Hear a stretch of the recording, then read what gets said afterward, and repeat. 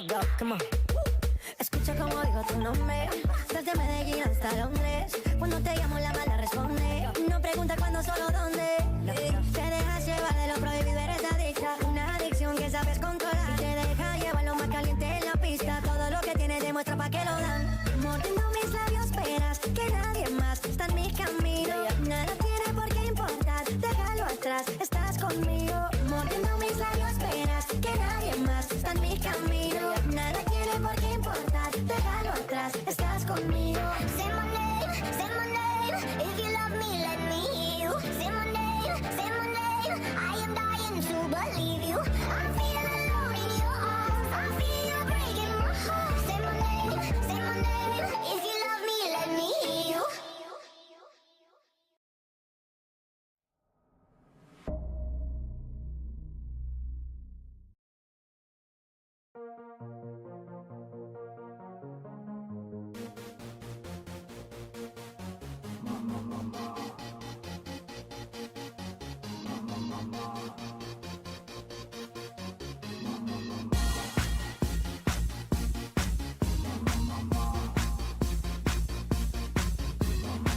I wanna hold 'em like they do in Texas, please. Fold 'em, let 'em hit me, raise it, baby, stay with me. I love it. Love game, intuition, play the cards with spades to start. Okay, something new. Something very, very new. That you're gonna see coming up into the future. Currently it's a mess around me, so I couldn't actually do anything more than this, but this is a little preview for our next upcoming streams. A little preview of that you're gonna be seeing me actually sooner or later live onto the live streams. Hello, welcome, good day, good morning, good afternoon. Welcome to another stream, welcome to another adventure, and I'm really happy to be seeing you guys around. I hope everyone is doing fantastic. I'm gonna go and add a couple of things.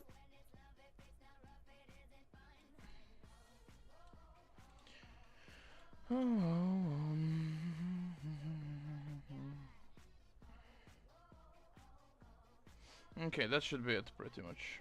Okay, so for today, what I do feel like was the play was just chilling, turning on it's rainy outside, so basically what would be the best solution to do? Just open up the stream and actually commentate on a couple of things with you boys about this fantastic day of and fantastic series that played yesterday. Haven't had opportunity to actually watch it live on the stream, but we're gonna rewatch it. I know the result. I don't know how everything went, so I'm gonna be pretty much like as surprised as you are. Okay. Besides that, we're gonna put the Lady Gaga on to mute, and we're gonna be like turning on some chill music into the background, pretty much like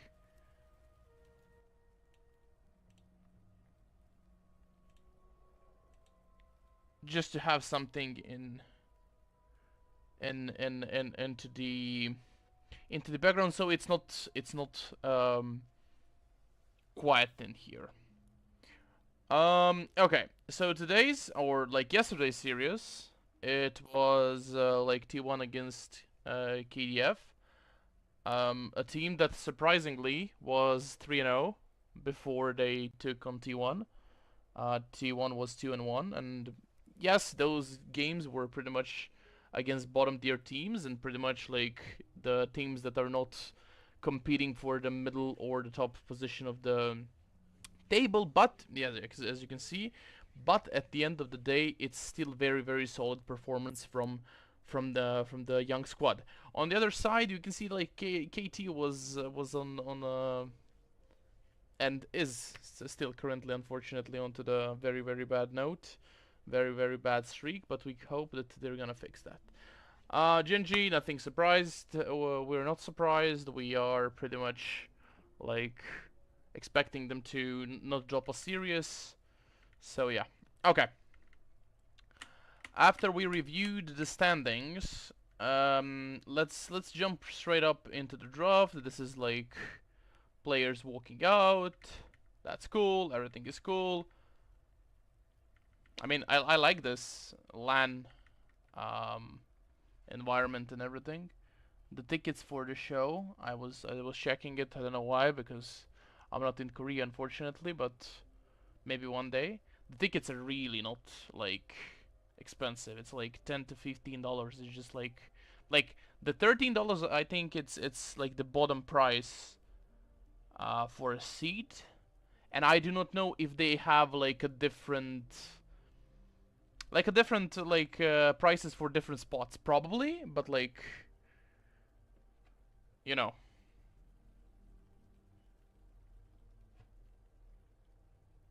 So yeah, okay.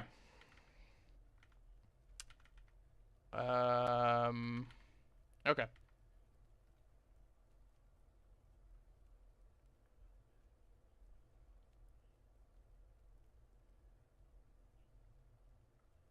Okay.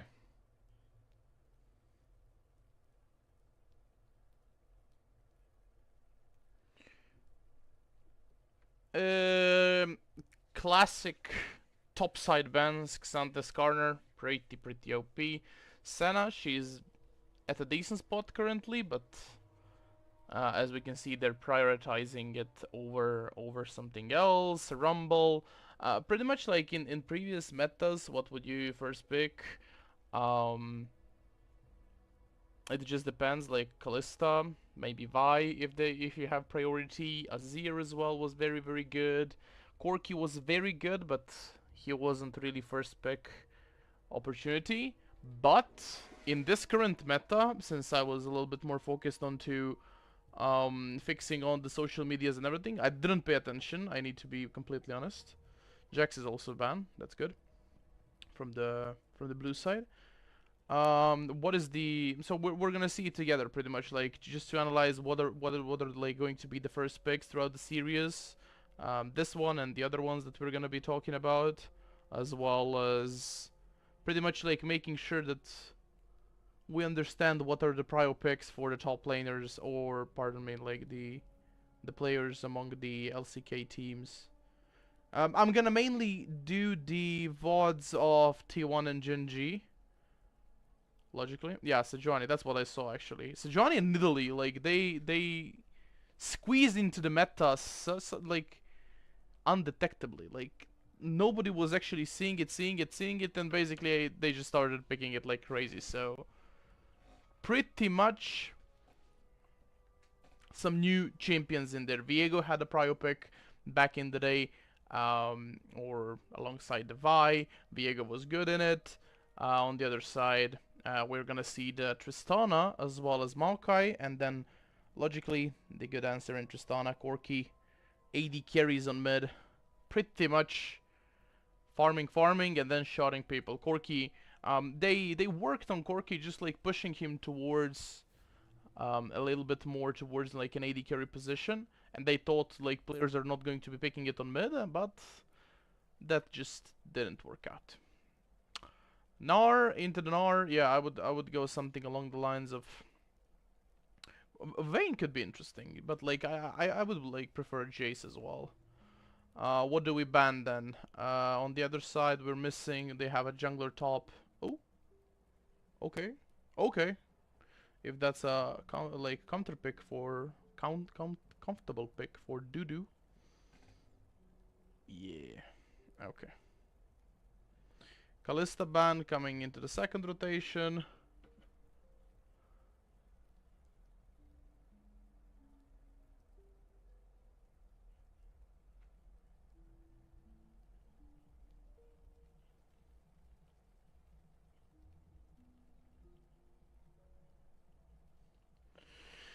Okay, Kalista ban. On the other side, what do they want? They want some... And this type of composition, when you know the core key and you know that the AD carry is gonna land as well and everything, I really like Renata, but like... we're gonna still see what is the prio picks. Okay, for an AD carry, Kalista ban, Lucian ban, Kai'Sa ban onto the second rotation, pretty much like them just banning out AD carries, because we already know that these two that we see onto the screen are going to be laning mid lane. Alistar ban at the end of the day. Could be preparing for some Rakan pick, if not. Since the Alistar is very good, but we're gonna be probably seeing some Nautiluses or something like that. Zeri, pretty logical, good at scaling, and then Ezreal and Leona. Particularly, I do not like Rel. Okay. I don't like Ezreal that much into the lanes with engage, because like you're heavy dependent on your cooldowns, you're heavy dependent on your abilities to hit, and basically you're just gonna be like, if Leona goes in, I'm gonna much more rely on to some of the lines of like Kai'Sa. Zeri's pretty low early DPS, so she could be very good as well, but like there's a problem, we need to be dosing the engages as well.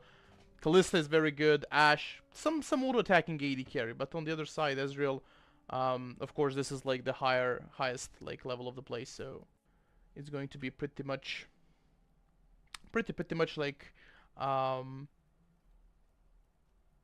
not relevant, because like Guma is just gonna land every single Q and they're gonna be like dominating the lane.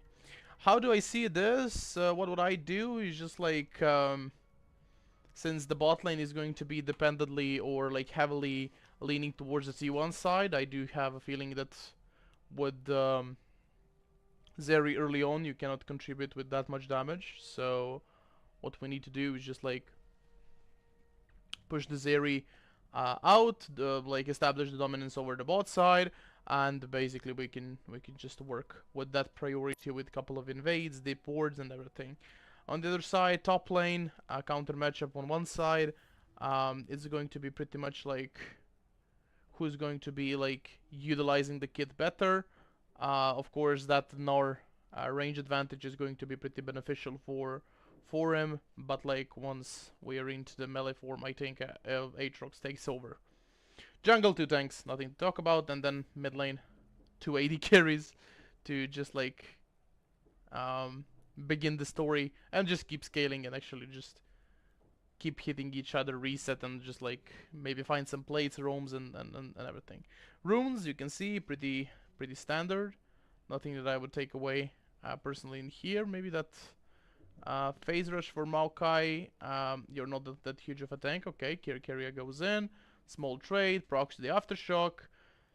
This is the problem. Ezreal misses the Q, and yeah,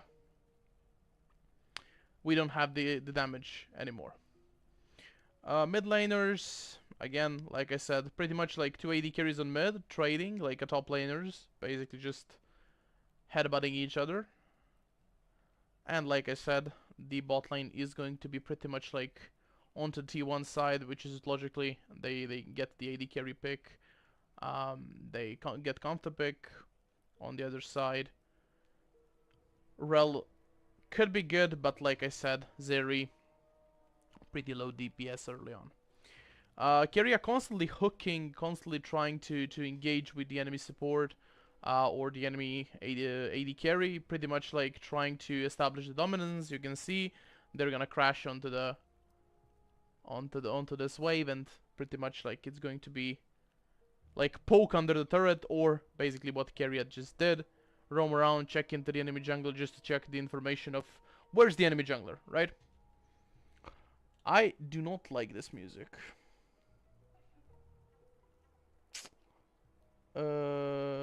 Okay, let's put this.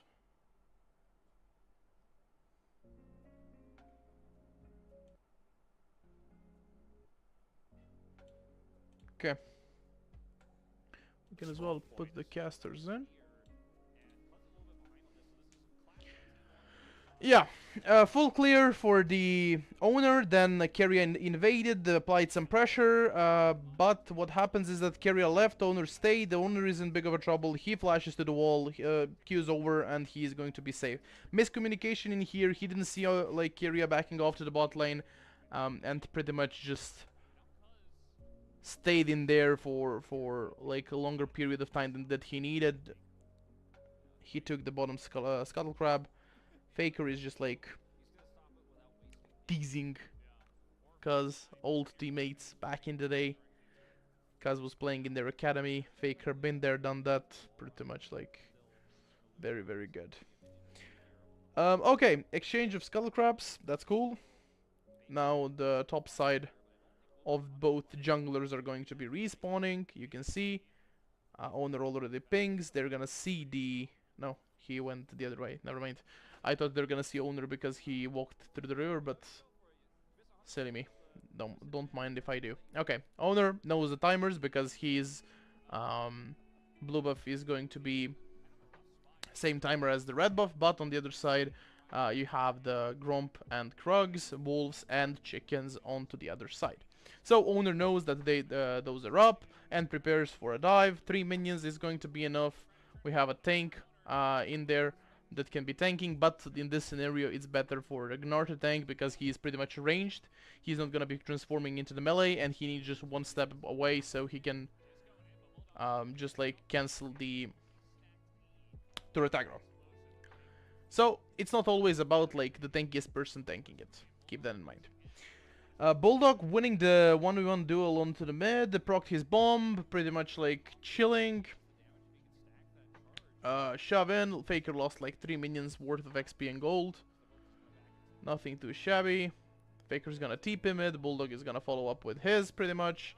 Keria goes in, tries to attack the Leaper, but those are like small trades with Ezreal pretty much like just like tickling the other side. So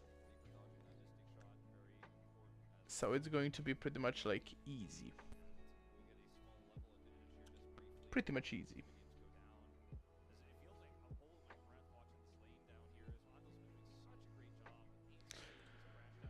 On to the top side, we have grubs that spawned. Pretty much like now that they changed, like the 4 ones are going to be giving the 1 Void Might, and then the 6 are going to be giving you 2. Pretty much like nobody. And I mean everyone is gonna be happy with the 4 Void Grubs. So if you can't take 6, it's not the end of the world. But like 5 was a little bit like either you get all 6 and it's like pretty much irrelevant, but like now at 4 you can just chill out. Okay, we can see Cuz he took 1. Azeri going in, Ezreal just sees out, Q, WQ, and basically, or W auto attack, basically he's just safe. Nice try from Leaper, he tried to establish some dominance over into the bot lane with that level advantage early on. And using his ultimate ability. Now Ezreal is gonna respond with the same manner, he's gonna be hitting level 6 soon, yep, like he did. Now, Dudu is having like some troubles like farming under the turret because like that range advantage that I already talked to you about onto the start. So Dudu is going to be harassed a little bit, but D-shield, potion, he's having resolve secondary, is going to be pretty much okay. Misses the initial Q, second Q, W landed, third Q landed, but it's not enough to actually do anything. Or is it? Dudu turns onto the Zeus. Zeus doesn't have abilities, trying to actually do something. He has Andy by his side, but nothing too serious to hurt the Zeus. Nothing too serious to actually get into the trouble. Okay, you can see supports moving around the map. Just because they had previous timer onto the bot side, Zeri reset it, and what she did was... Okay, I'm gonna open the epic pen, give me a sec. Here it is.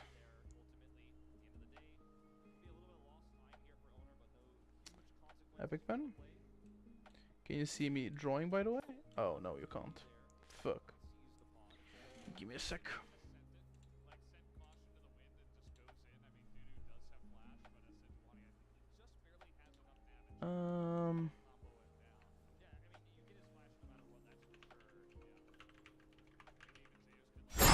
second. We're gonna be doing this way, but no, I can. I need to actually display. Okay. Whole screen. Add source. Yep. Let's add the alert box for everyone that might be following.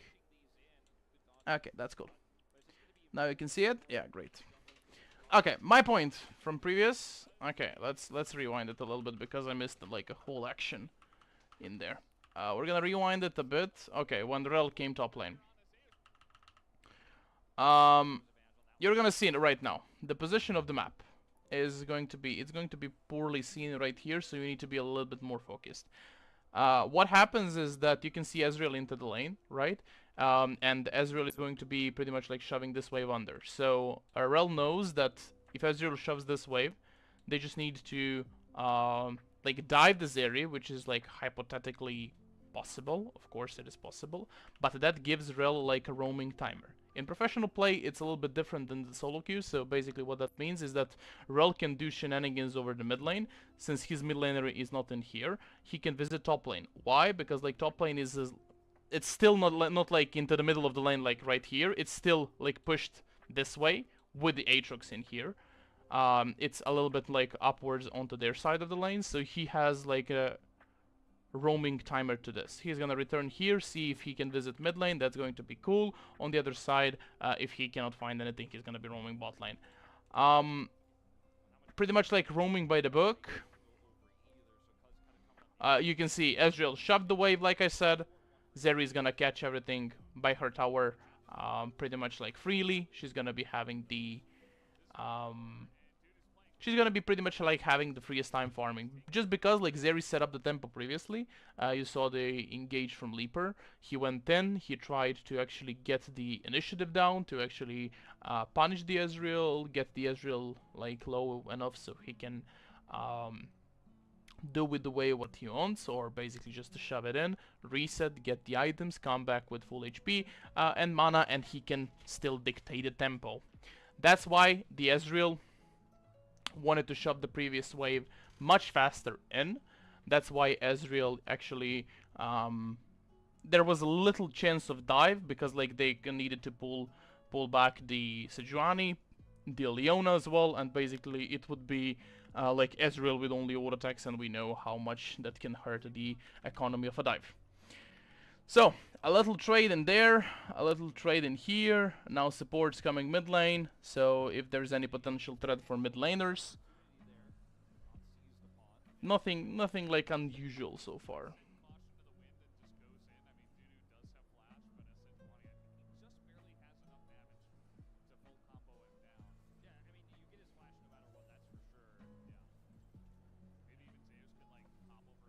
Okay. Bulldog Faker extending some rockets, bombs, pretty much like just like top laners. Trade, heal up, reset, trade, and everything again. Okay. Guma firing up the ultimate. They took initiative over the bot side. Ezreal is gonna be like Q onto the wave, pushing it out. They're collapsing onto the Cuz buddy. They have initiative in there. You cannot be just like standing in there without a ward over the wall. That was... I mean, did he see him? Okay, Leona? No. But he can assume, like, what is Sejuani gonna do? No, they saw him. Wait.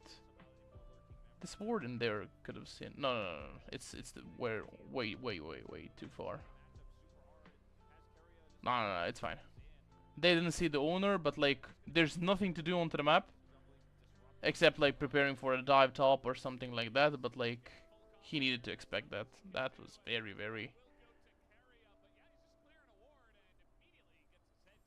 Very, like, the setup potential for T1 this game is just insane.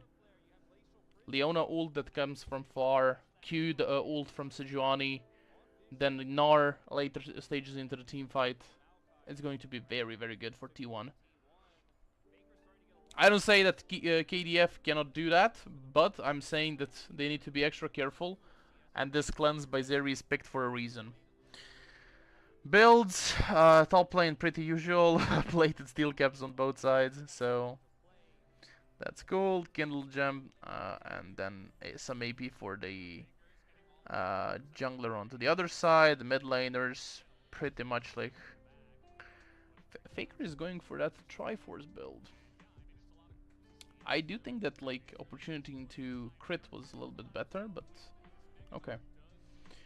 On to the bot side, nothing unusual. We have Call and Boots for Sheen tier stacking Ezreal. Okay. Let's see the Baron setup, the Baron pit, or basically top side objective setup. Okay, you can see Keria trying to actually contest the division by himself, which was very scary because he doesn't have anybody. AD carry is not bot, he's resetting, these two are not onto the map, so that one ward could have been costing him, but he counted the members. One, Maokai is in here too, two there, and two here, and one here, so basically he had a little window to do that. But you wouldn't love to do that, pretty much. Because like, if you're not paying an extra like very good attention to the map, that could be very dangerous. Two wards in here do not support that, but okay, that's fine. They have this ward here is going to be very good. This one for TP potential, but like nobody to TP because Aatrox is in here. This one very easily gonna be removed, but they have no. I mean, T1 just walked in and did whatever they want, right? So yeah, that's cool. No vision in here. I mean, they had like this control board in here, which is cool, but I don't think that like this cancelled ward here was helpful. They didn't have like the rotation advantage or information over the mid lane, so they needed to do this, then walk in and do it onto the timer, just because I do have a feeling that Tristana would be helpful in there if they started walking up. Yes, Tristana doesn't have a full item yet, but she's gonna be killing stuff.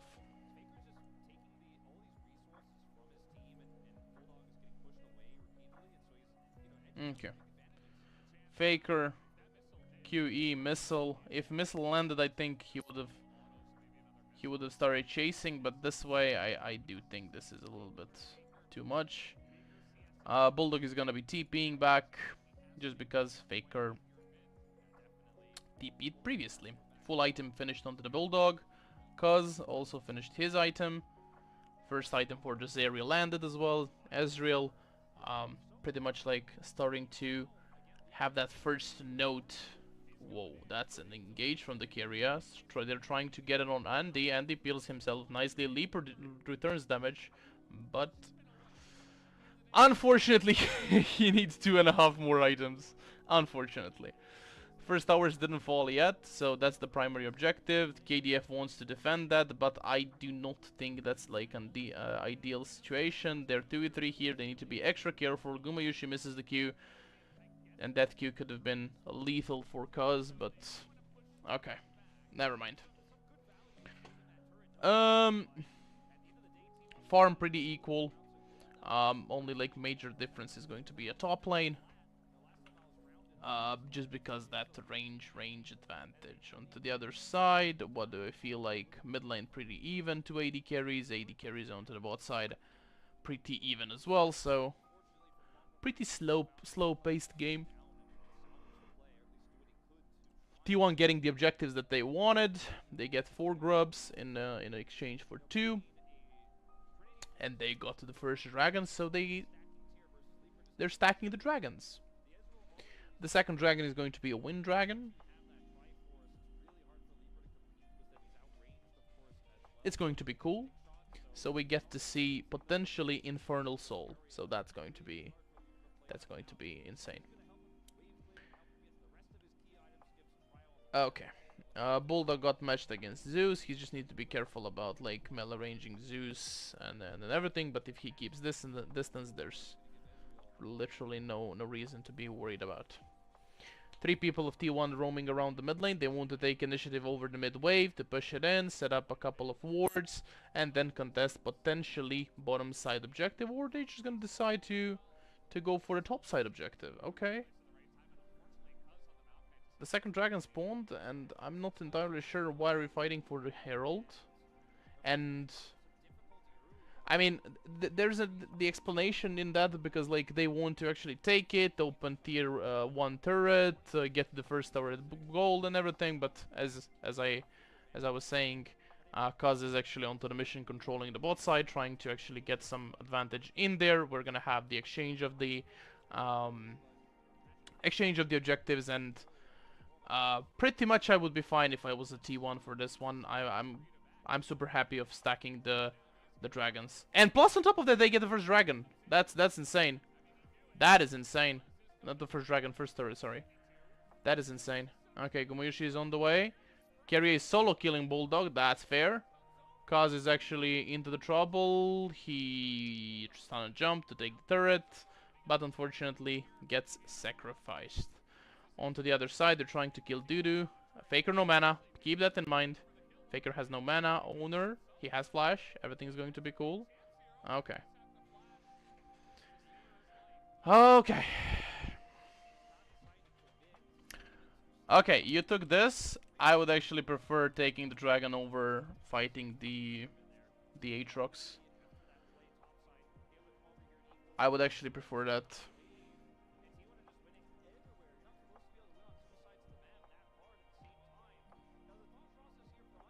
Exchange turrets, kills going the way of the T1 way, but you know, okay. I'm gonna appreciate that second dragon a little bit more than T1 does. They don't give a shit about it, so that dragon is going to be pretty much going into the hands of KDF. Herald isn't taken. Zeus. Okay. Herald isn't taken. But at the end of the day, T1 exchange dragon for the tier 2 top lane. Bunch of gold for like a stacking objective. That's cool. But like I'm pretty sure that previously in here, yeah, you can see they know what he's doing. Okay, 1, 2, Maokai 3. Zeri cannot contest if Ezreal pushes in. These two just get in, take this, reset, and they're on a timer. They can do whatever they want, right? But like what they decide to do is just like play the tier 2 turret in here, which objectively they're not gonna take. They can try, but like they're not gonna take it. So this like pushing in the wave, not a huge fan. But at the end of the day, they trade nicely. They traded tier 2 for the dragon. Okay, so if you see closely, the Korean's playing. Oof, he got deleted, dude. Holy shit. Okay. He doesn't have the ultimate. Zeus doesn't have the flash. Bulldog is gonna finish him off. Okay, Keria might die, but not yet. Not yet, not yet. Waiting for the Undil's W. He just stunned him. He's gonna die. Holy sh... Oh my god. Get a ticket. He took you for a ride, boys. But you can see, like, the exchange. This is what T1 is very, very good at. And what are these people doing, like, so nicely? Look at this. They're preparing the play. Obviously, we have a man advantage onto the top and disadvantage in here. They're trying to fight the Aatrox inside the turret. That's why Keria dropped everything onto him while the turret is fighting him and everything. And you can see, they saw the Zeri moving down, Faker getting priority over this. So basically, if they die in here, they spawn the Herald, they're gonna get this, couple of waves pushed in. So people are from the KDF are going to be losing 2 waves in here. Plus, they lost the Rel, which is tragic. That's actually tragic. And like realizing, okay, we're gonna exchange top lane and support for like tier 1 and 2 turrets mid, 2 waves on top, couple of damage and hits onto the top lane tier 3, and that's going to be insane. Now they're up on tempo, they have like all this space to play. Look at this. Like they have all top side into the dragons, into the Baron spawning to play. They can place wards in here, just basically invade this, get the whole vision like up into the top side, and that would be insane. Okay. T1 magnificently actually responding to that initial engage onto the bot side. Look at the ping. One ping on that, and they're like, yeah, we're pushing. Owner actually spawns the Herald, gets it down, and that's going to be cool. Nice.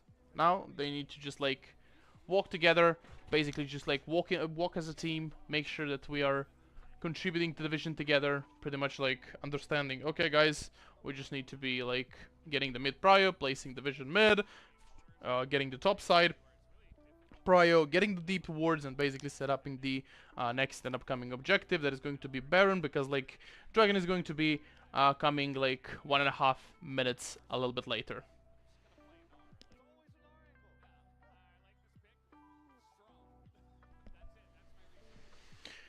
Okay, trying to pick off Andal. I do feel like into the whole of this game, Andal was like picked off way too much. Didn't pay attention to his champion, but Aatrox finally finds one. Faker tries to flash in, gets the kill onto the Andal, but they trade in on him, and we managed to get a double kill onto the Aatrox. That's not good. That is not good. The good thing is that KDF do not have anything to take. Those are just like kills, and not like too shabby shutdowns or something that is going to be bringing them back from dead. But this small skirmish in here, while your team is not into the position, I don't like it. Plus on top of that, like Zeus was late, TP from Faker went in, he just wasted both of his summoner spells. That was not ideal. But like I said, nothing to take from KDF, or like nothing for them to take, so it's going to be pretty much chilling. On the other side, my dudes and ladies, Dragon is spawning in 20 seconds. It's gonna come very, very soon. Very, very soon. And that's what we are going to be fighting for. 1-1 in Dragons. Zeus trying to poke his head into the Dudu's private space, trying to harass him. He's gonna Q, trying to W. He's gonna E his W, yes, but like I think that was a little bit late, Dudu. Okay, World Ender pops up, but Zeus just pushes him back, be like, okay, buddy, you can kiss this wall now. Both top laners having the TPs available, but Dudu, if he jumps in, he's gonna be pretty much useless because he is low HP. On the other side, ooh, that was close. On the other side, if Zeus jumps in, he's in a mini form, they're willing to fight, turning onto the owner. Bulldog trying to actually sip a bit of rockets on top of him. They're gonna pick off Kaz. Keria trying to balance it through. Slow fight. Keria onto the front line. Flanking Gnar comes in. Mini Gnar. But look at the Bulldog. He's into the back of the T1 trying to get a kill. First kill. Trying to understand if he can search for more. Ezreal is in. Bulldog is gonna be left out by his team pretty much, like, yeah. You saw that I mentioned that the Aatrox was a little bit low, so Aatrox couldn't contribute to the fight, so Aatrox needed to reset on into the base and then used his TP. Now T1 can play around it because Gnar has TP. For this, they're gonna get this with Corki, this with the mid and bot lane, and this with Gnar. Push, push, push, push, push. This tier 2 is like fairly open. So yeah, like just because that small trade initially, it was so good from Zeus. And you can see TPing Aatrox. Bulldog had to flash for owner, that was unfortunate. And you can see the line splitting them. They're like back off, but like Bulldog sees the opportunity because he can take 2 and 1. If he just had like one player from here, that would be pretty much like over. Pretty over for the T1. Because he has like 2.5 items, he's melting them. If you're playing tank support, you always rush Varmox, by the way. No waiting region, no anything, just like boom, boom, boom. Bulldog is just like rendering them. Holy shit.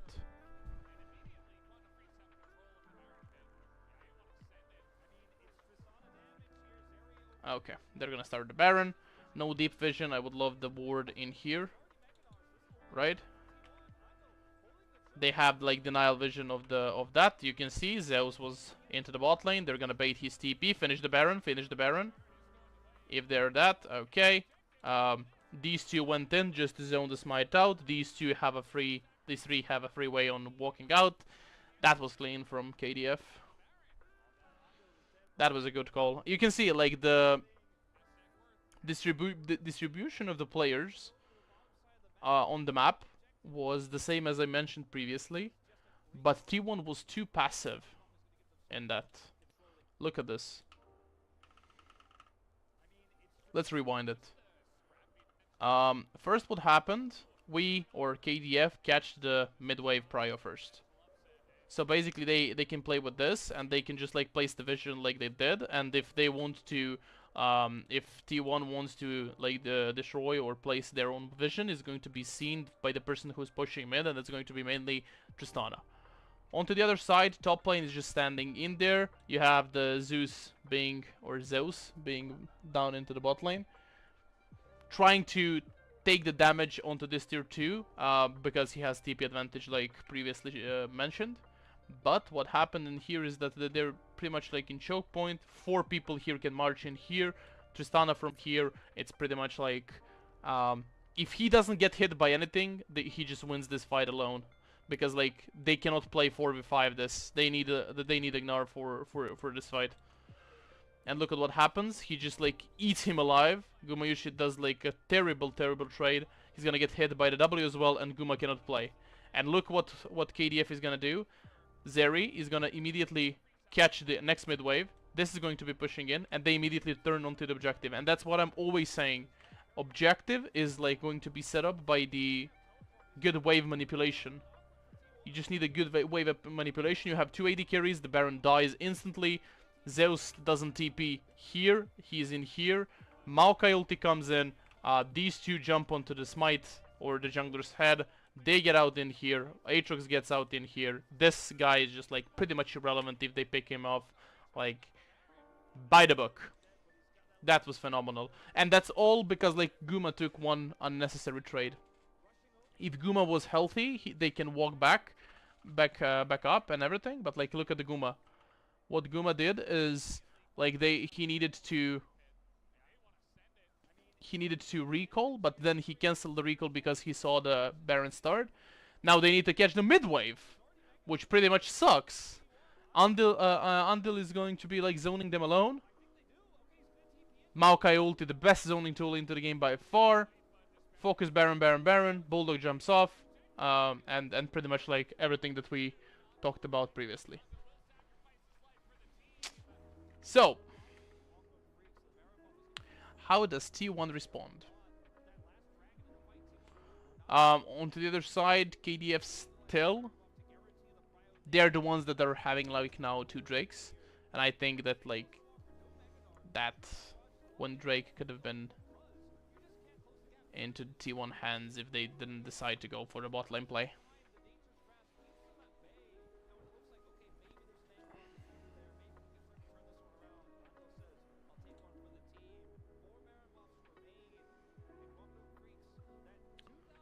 Okay.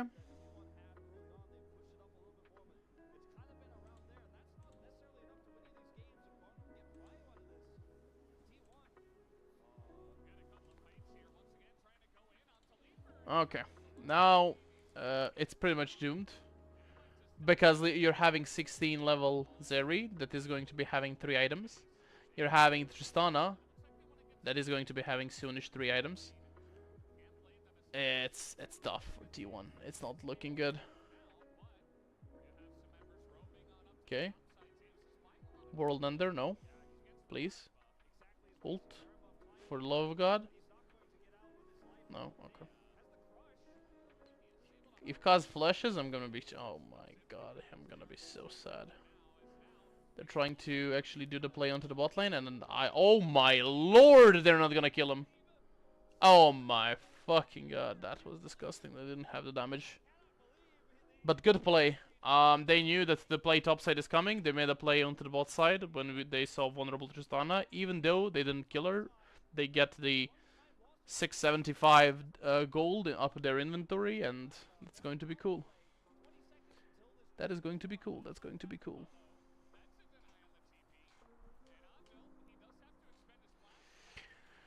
Okay, let's see how KDF uses this Baron. Like, they have only 30 seconds more. Like, there's nothing that they can take besides this tier 2 top lane turret. But, yeah, okay. Look at the scaling of his minimap, by the way. It's huge. I mean, the minimap.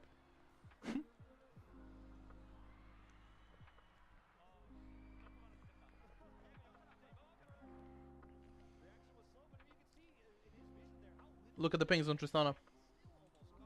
He goes this way, and they're immediately following him out. They killed him. Did they? No, they didn't have the mid prio for anything, so...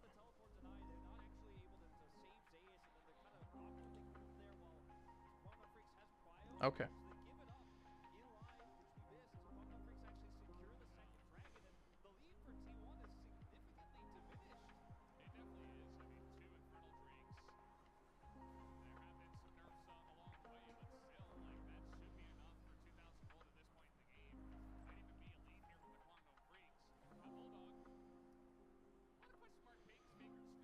Okay. He pushes it out. You can see why Maokai ult is so good. He clicks it just to collect the red buff. That's a team player. My ult on cooldown, so my players can actually have the red buff regen and bonus damage a bit. Sheesh. I wish my junglers are that kind. I mean, what?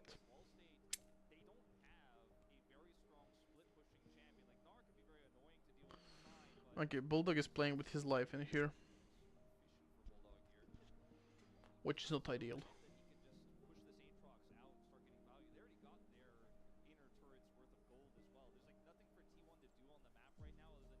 Okay, catching the side waves, 3 minutes dragon, 1.5 baron.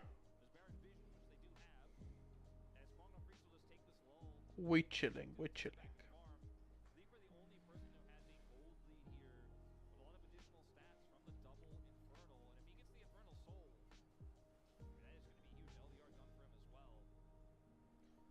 Okay.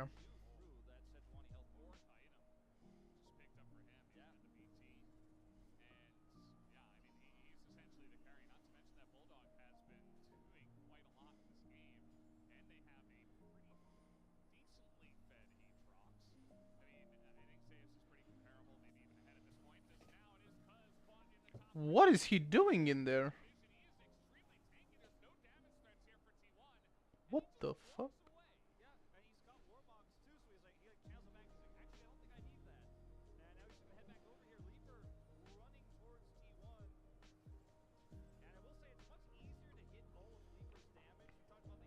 What is he doing in there?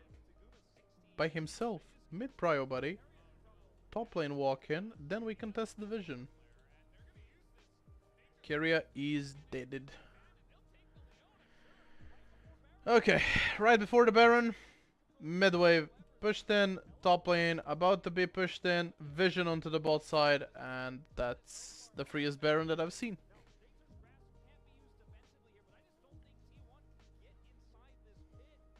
Zeus has TP, useless. You can see Andil again solo zoning the whole T1 if they try to do anything, but like T1 isn't stupid. They're just gonna give it.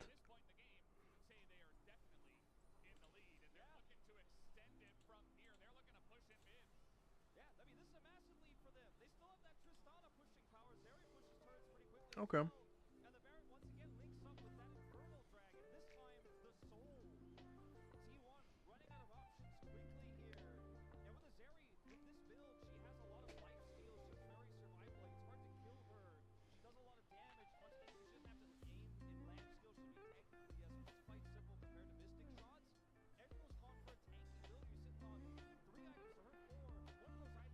This game 1 is actually promising.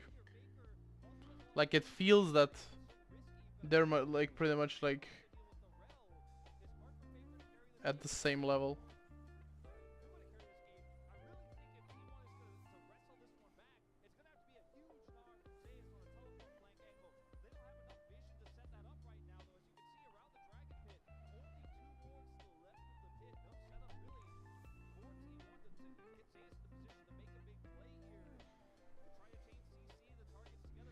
Okay, 3 dragons. We come back on that. Giving them away. Second dragon part wasn't ideal. With the empowered minions, push mid. Take the control. Bot lane is at even state. Plays the vision. And now we play. Leona ult goes wide. They're trying to pick off Aatrox, but he's tanky enough. Now the Maokai ult comes in. Boys, that's how you play it. By the book, straight up, just like chill. All good.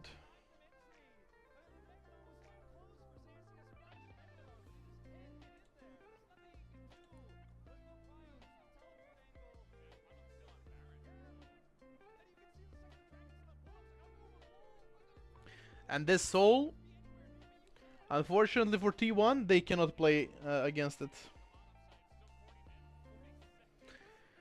Zeri 4.5 items, Tristana 4 items. Dude. Dude, these 280 carries, even Aatrox is scary. Holy shit. Okay.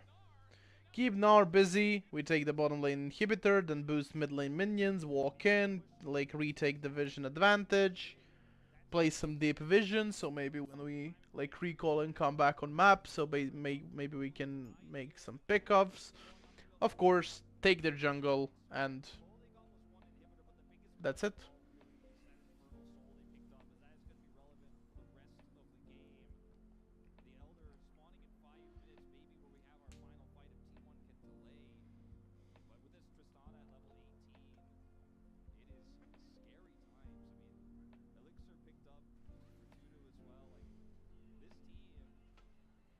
This Aatrox is huge, dude. Holy shit.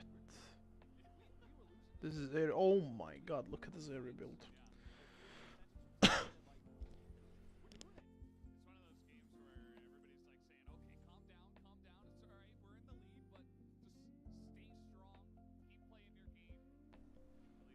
Yeah, like, who do you believe in more right now, Ezreal or Zeri?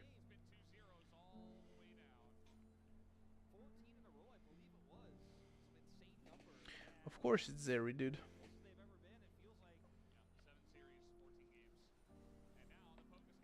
Boom, boom, boom, boom, boom.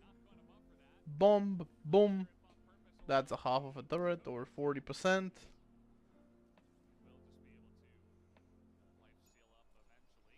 That's cool. You're gonna respawn with a bot wave. That's cool. Even if this guy dies, the KDF is just gonna realize, oh shit, we have a like 2-man advantage. No, we're taking this. They did. Now they're gonna take inhibitor, mid prio as well. And the problem is, they're not gonna kill him. That's Aatrox with 4 items. And that's what I said why he is scary. They realized that pretty much 2 people were missing, and Maokai ulti comes in, and that's it. That's it.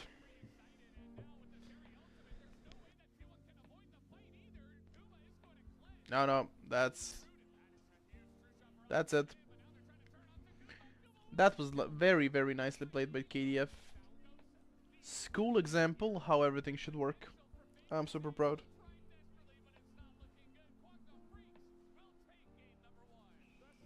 Andal like couldn't actually believe, but I wouldn't believe myself if I was getting picked off left and right, honestly. Okay, speed it up a bit.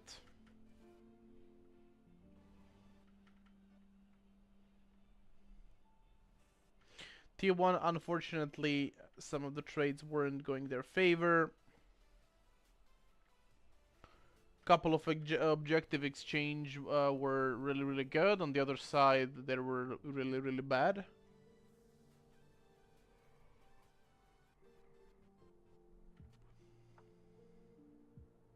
That Infernal Soul isn't something that lost them the game, but like, of course, that helped.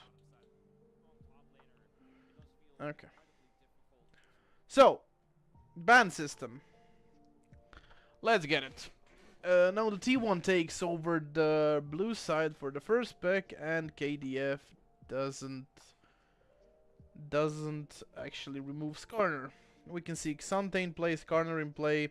Something that is going to be new is going to be Tristana ban and a Rumble ban, a Zeri ban. Skarner Dudu is going to be going for something along the lines of... I like Vayne. I like Vayne. No, please don't. When I said that Xante is open, I didn't mean like we need to pick it, you know? We're gonna... Okay. Can we do it this way? Corki, logically. Now we also answer with some prior picks.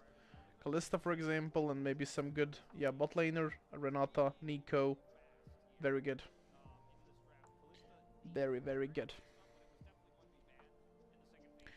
We secure ourselves a strong bot lane that's going to be dominating. Now they can decide to pick a jungler or to actually take some AD carries or supports before you ban them out. Now, you need to remove a mid laner, like counter for Corki, something like Azir can be decent.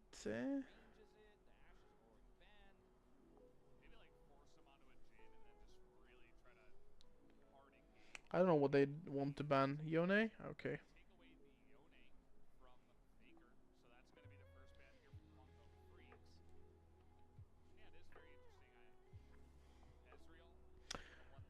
Ezreal? Banned? Really?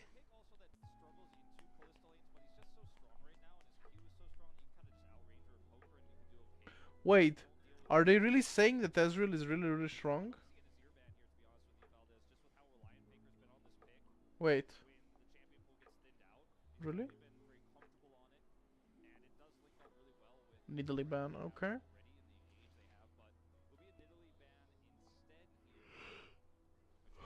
Faker picks Ahri here.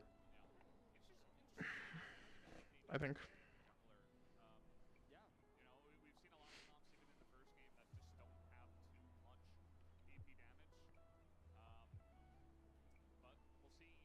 What are they missing? Jungle and Vi Ahri? That can be powerful. Talia, okay. Counter pick for a support, what? No, this is Maokai support. Oh my lord. Does he pick Ahri? LeBlanc Ahri? Maybe? But like with an eco engage and everything, I would say that Ahri would be good. Yeah.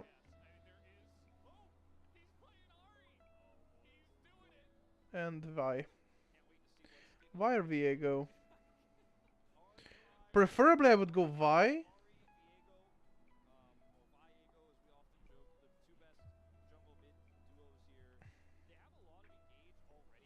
But, okay.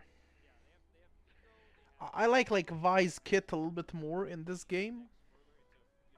Single target ultimate ability, Q, long range engages with Neeko, blah blah blah. And you always assure yourself that you're gonna hit the carry that you want. That's cool.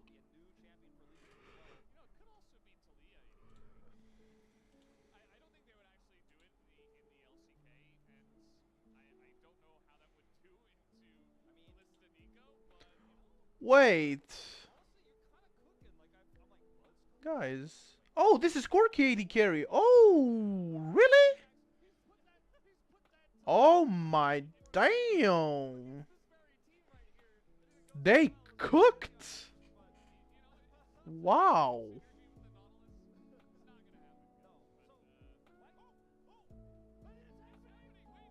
Wait. Wait, what?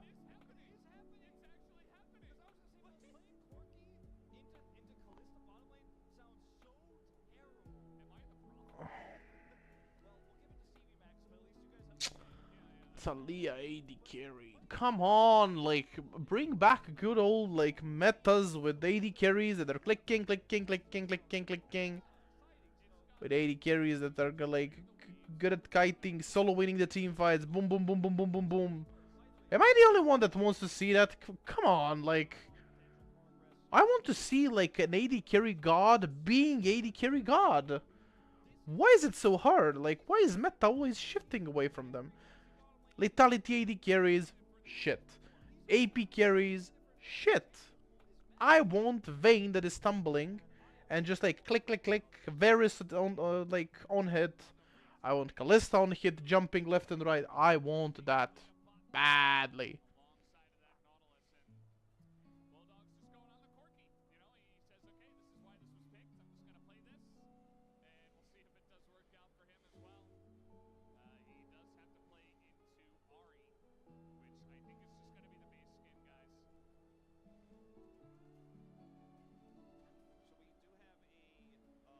Okay, looking at the fans into the arena. Holy shit! Look at this art. Oh my fucking god, it's good. Sheesh.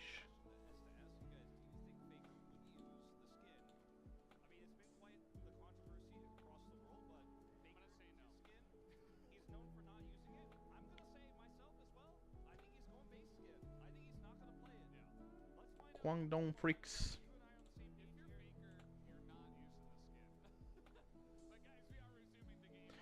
Let's go, boys. Guangdong. Let's go.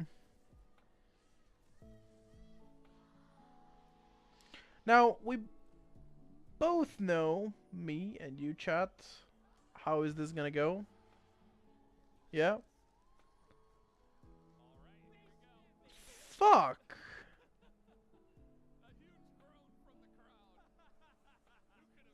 Wait, was this the game that I criticized him for not taking the skin? Shit.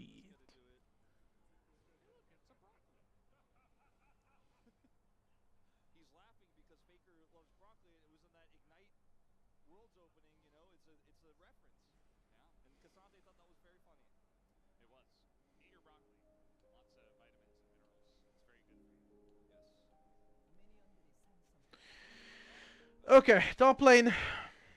I'm not gonna waste my breath talking about top lane. Jungle, Viego, boom, boom, boom, boom. Mid lane, a little bit different. I would take Corki's shove with QE is going to be pretty good, but like on the other side, Ari's shove back or contesting the wave is going to be really good. And bot lane, yeah, bot lane. Pretty much just like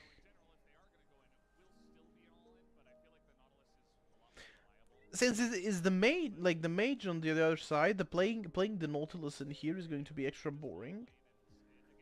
Just because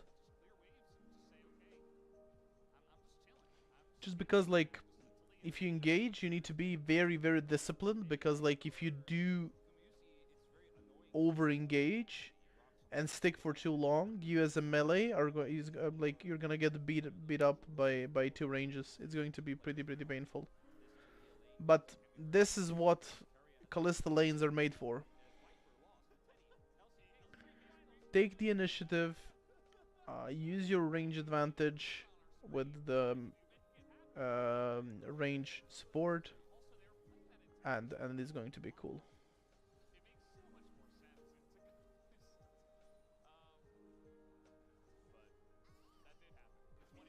Okay.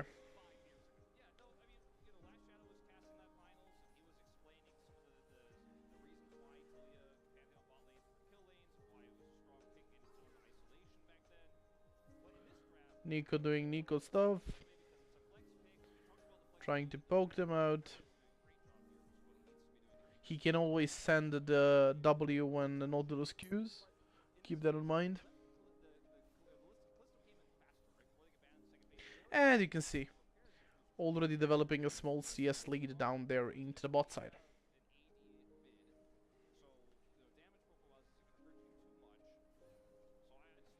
Okay, we're cool, we're cool, we're cool, we're cool.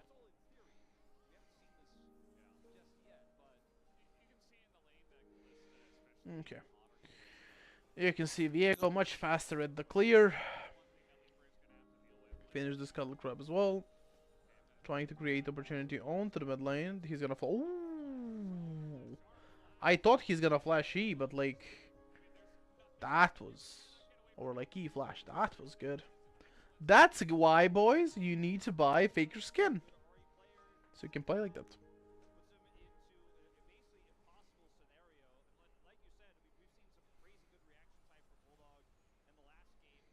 I mean, he knew what he could expect. I don't know why didn't he predict it with a W or flash or something.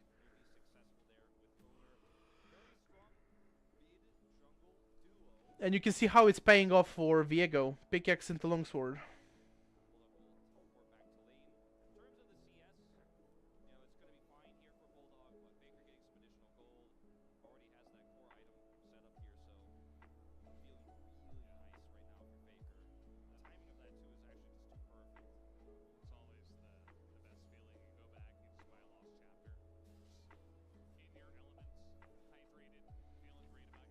Okay. Top side, pretty normal. Tier, Ruby, good. Santa didn't reset yet. I mean, he knew what to expect as soon as he saw the Viego. What I do is just like move towards in here and trying to space to my jungler. He had the Valkyrie, so he just needed like a faster reflexes onto that flash, and he would have been good. So mechanics failed him, but very nicely played by Faker. I'm not gonna take away from him.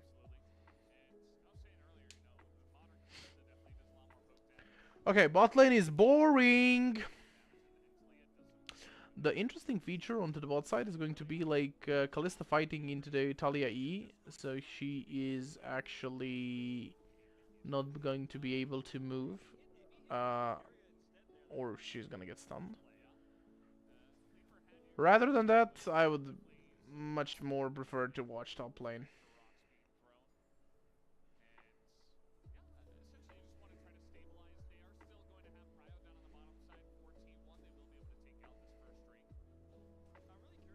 Okay.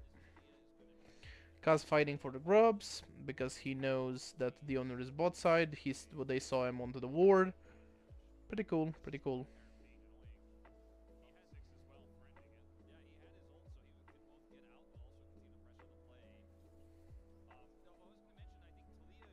Oof. Okay. Okay. What I see that like a lot of players are not getting from the professionals is that like the thing that Faker just did, the usage of the plants, like shove the wave, and if you know that some area is secured, for example, Faker knows that this area is secured by that control ward, just go out and search for a honey fruit. It's going to be much beneficial for you. Because like you can stick in lane longer, which means like you can get a better buy.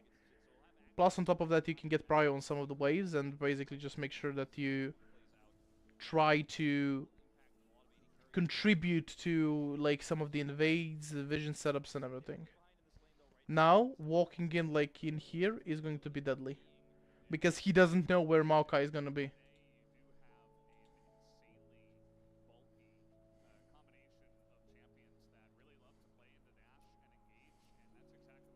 Hey man, how are you doing? Hello. Can you help me with pronouncing your name? I'm incredibly sorry for not being able to. Aishuxi? No, that wasn't even close. That wasn't even close. I'm sorry. I'm not gonna butcher it, so can you just tell me how is everything going? And how should I read it? I'm doing pretty fine myself. Thank you for asking. How are you doing, my friend? I'm super glad that you're here. Welcome, welcome, welcome. Bounce back into the bot lane, pretty much. It's nothing, it's just random letters? Okay, if you have any specific name that you would like me to call you, I'm going to be pretty much like more than happy to know it. You're welcome to stay, and yeah. I'm super glad that you showed. As you can see, we're watching the T1 KDF. If you don't know, I'm not gonna spoil you the final result. Keria just... Holy... How was he thinking that he's escaping that brother? I mean, like...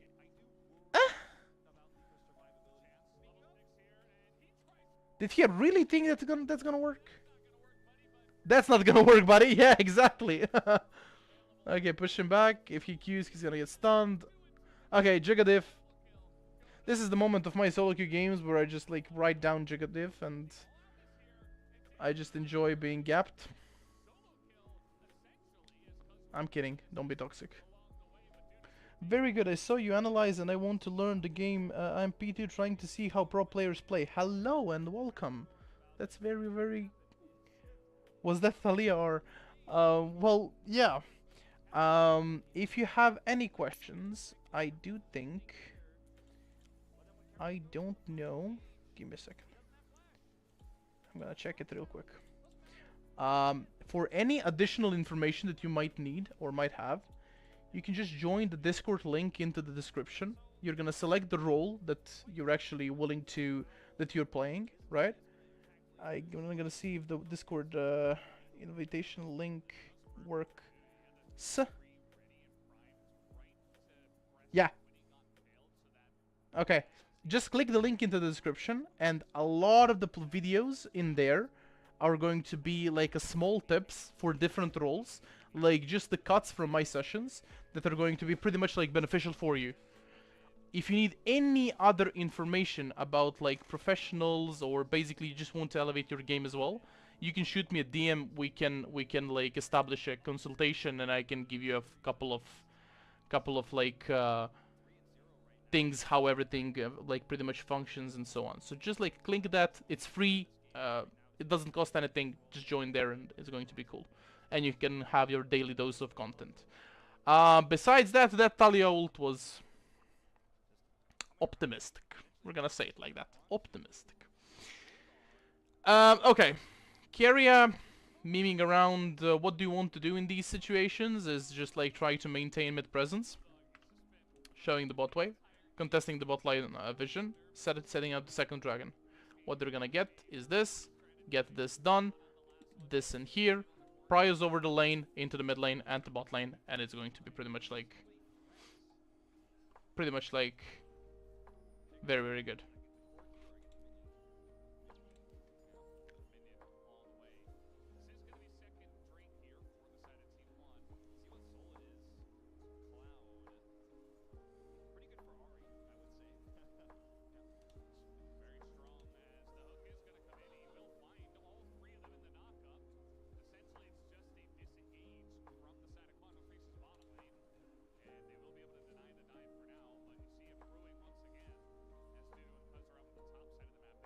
Okay.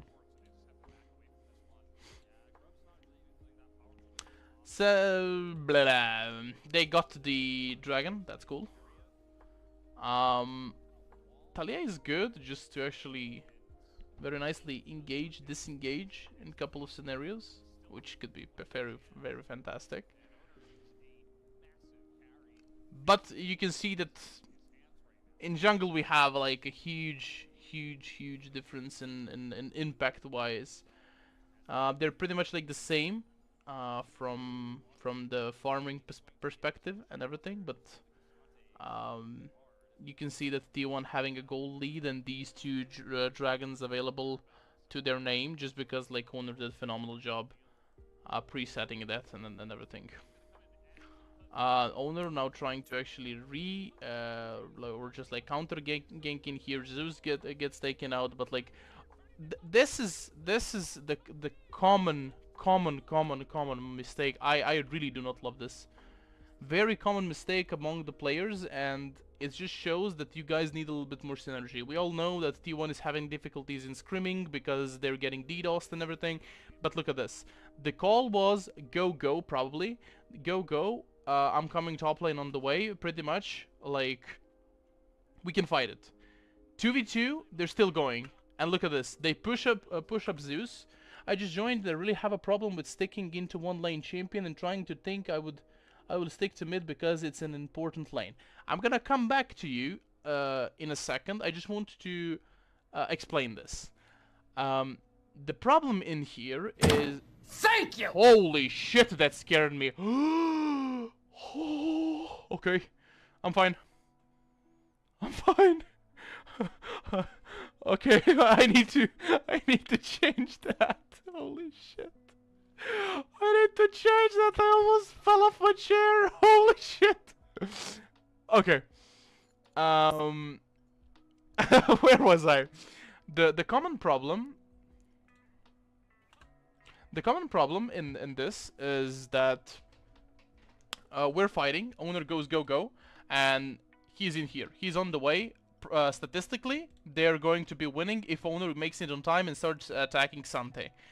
What's the problem in here? TP1, TP2, so basically they have matched TPs, but the problem is in there that the Taliyah and Corki are TPing onto one Ahri, which means we're still having disadvantages with those TPs coming in. What's gonna be the problem in here is that Owner, in all his wish to help the teammate that's going to be stuck in here, is going to be a little bit too deep into the enemy territory. They're probably not assuming that it's going to be double TP, or they didn't see it, or maybe it's just like on my screen. And Owner is going to be left out. What Zeus gonna do is just like he's gonna back off, flash in here, and just start running away. And all the attention from there is going to be joined onto the Viego. So in here, the communication was poor. We're not fighting back. They're having man advantage. You're gonna see Zeus is dropping down. Owner willing to help him. Goes in for the W. He's now ulting on top of here because he wants to finish the kill because he's too stuck into the shit that involved him. Now, they realize it's a double TP. Good pullback from Leaper. And they're gonna be shotting the Faker if he tries to do anything more. You know? So that was very nicely played by KDF. And Owner, with all the things that he had in mind and the advantage that he has currently, he's pretty much like found himself into the position that 3 players are striking him like crazy, and it's going to be pretty difficult for him to play that. I'm gonna come back to you. I'm gonna call him. I think I saw you actually join the Discord, Bluebird. It's actually very easy to decide. I just want you to delete the last part of the sentence. Is that I will stick to mid because it's an important lane. That, because it's an important lane, can be very like pretty much like used in every scenario. Why? Because I do think that every lane and every role is pretty much important, and they all hold the pretty much like the same value, right? Because like I am support main myself, and I do really enjoy that. I'm helping my team, I'm making roams, I'm feeding them and everything. And that way they're gonna pay me back with their carry potential, with their carrying the parties and games and everything, and basically they're just gonna pay me off. So me being at the right place at the right time is pretty much more important than for some AD carry to be like having the prio or something like. I mean, I gave a stupid example because I can't remember any, but like the whole point in that is that you play what you enjoy. Yeah, because like in a long term you're gonna be sticking to lane and the champions that if you play just because it's important, it's going to be pretty much like, oh shit, I cannot play this anymore. I need to search for something else. Something else has more carry potential and everything. You can carry with every single role. That's like without a doubt, because like I've played them all and basically pretty much like won my games with every single role, and I'm winning it by playing a support. It's just like a different approach to the game. It's different approach from support perspective, top perspective, jungle, AD carry, and mid laner, right? All lanes are cancer to be. Okay, okay. Well, that's one way to think about it. That's true, because like I wouldn't say it's cancer. I would say that it's quite difficult. I don't know like how long are you playing the game, but like I do play it from season 3 back into the day. AD carrying was like he was the god. AD carries were the gods onto the Rift. And if you kited out good and everything, damage was there. No tanks, no bruisers to shot AD carry and everything. Right now everything shifted. Tanks are one-shotting, AD carries are irrelevant, and blah blah blah. And with all these new recent changes to the crits, to the buffs, and to the AD carry items and everything, it's cool. But like I said, you just need to enjoy the role, because you're going to be repeatedly playing it every single day, like day in, day out, and everything. Yeah, I just want you to understand it with all your heart, to actually believe that okay, I'm having fun playing support. I like helping people actually survive. I like people like helping people get kills. I like assisting, visioning, and everything. That's what fulfills me as a player, and why I'm playing support. Not because like I do feel the support is an important role, because like believe me or like believe it or not, like supports can really easily throw the games. Oh my god, you play from season 3, so you must be chill, right? No, I'm actually not. I'm the guy that was so hungry from Challenger. For Challenger, I'm the guy that was like beating every single one of the challengers into the tournaments long time ago, because I played mid lane and as a mid laner. But like at the end of the day, when I found out that some of the other stuff were better for me, for example coaching and everything, I shifted my mind to coaching. I shifted my mind to actually making sure that I help people and everything. So I do play against Grandmasters yesterday. I'm not Challenger currently. I'm like Master 20-ish LPs, because like I didn't play the game. I know it can sound a lot of the excuses and everything, but like my goal as a person onto the internet is just like helping people get their desired ranks, and that's what fulfills me. I do not actually want to play the game. I do not want to have anything playing wise with the game. I, from the bottom of my heart, enjoy coaching and the messages that I get from students actually improving, the calls that we're making, like everything's going good, bad, and everything. That's what I like. That's what I enjoy, and I'm living the League of Legends through the coaching position. So yeah. Of course, you need to play a game a bit to actually get in and stay into the shape. That's why I actually started playing. Like I get my every single account to the master tier, and I just leave them decay, because like you said, unfortunately, the solo queue is pretty much... I wouldn't use that word, but like, it's very, very bad. A lot of the elo inflation is hitting a lot of different players, roles, and everything, and yeah, so basically I just cannot deal with it from that perspective. Mastery is so high. No, it's not. It's achievable. It's achievable. I do think that if I had my working ethics for coaching into the playing as well, I think I would reach much more, and I actually tend to believe to myself, or just make myself believe that I can actually do that, but like I've been frustrated for long enough, so I don't want to do that.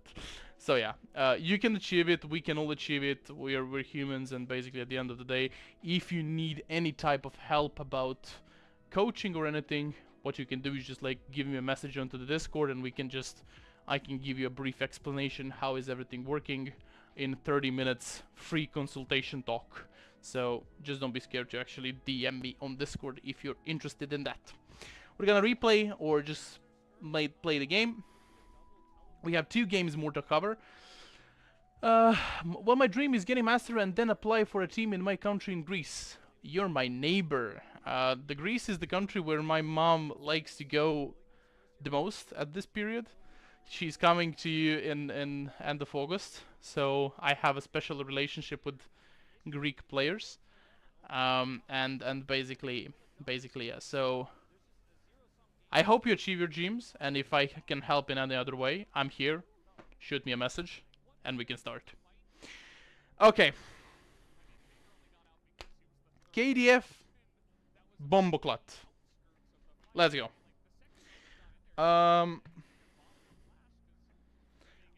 Viego is the only one having kills onto the left side, so I'm a little bit concerned about that. They're having 2 grubs in comparison to 4.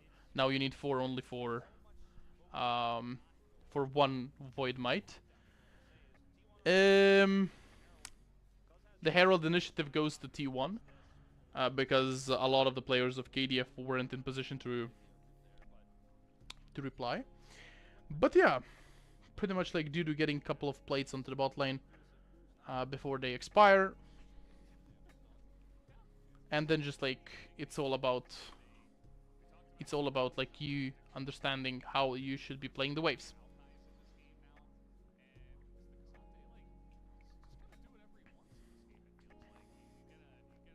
Okay.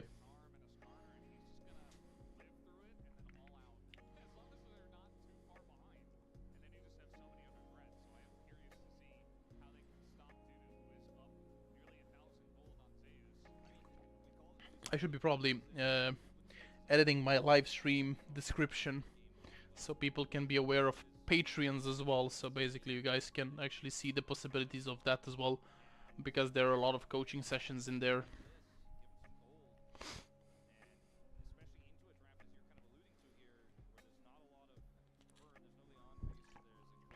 I need to fix that after the stream and for the next one.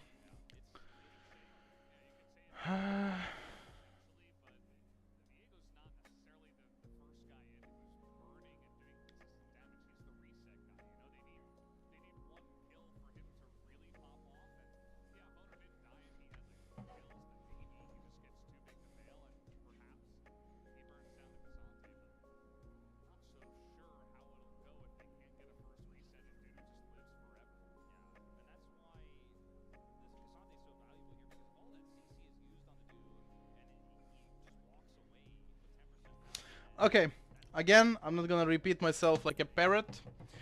Prio, set up the division. Name of the game. Who's gonna be in better position right now? Look at this corner. Arriving first.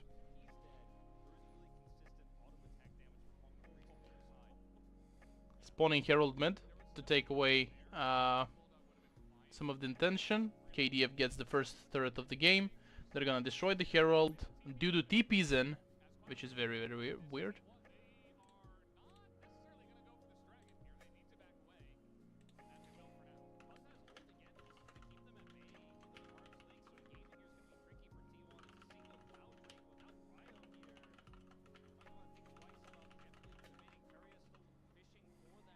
Okay.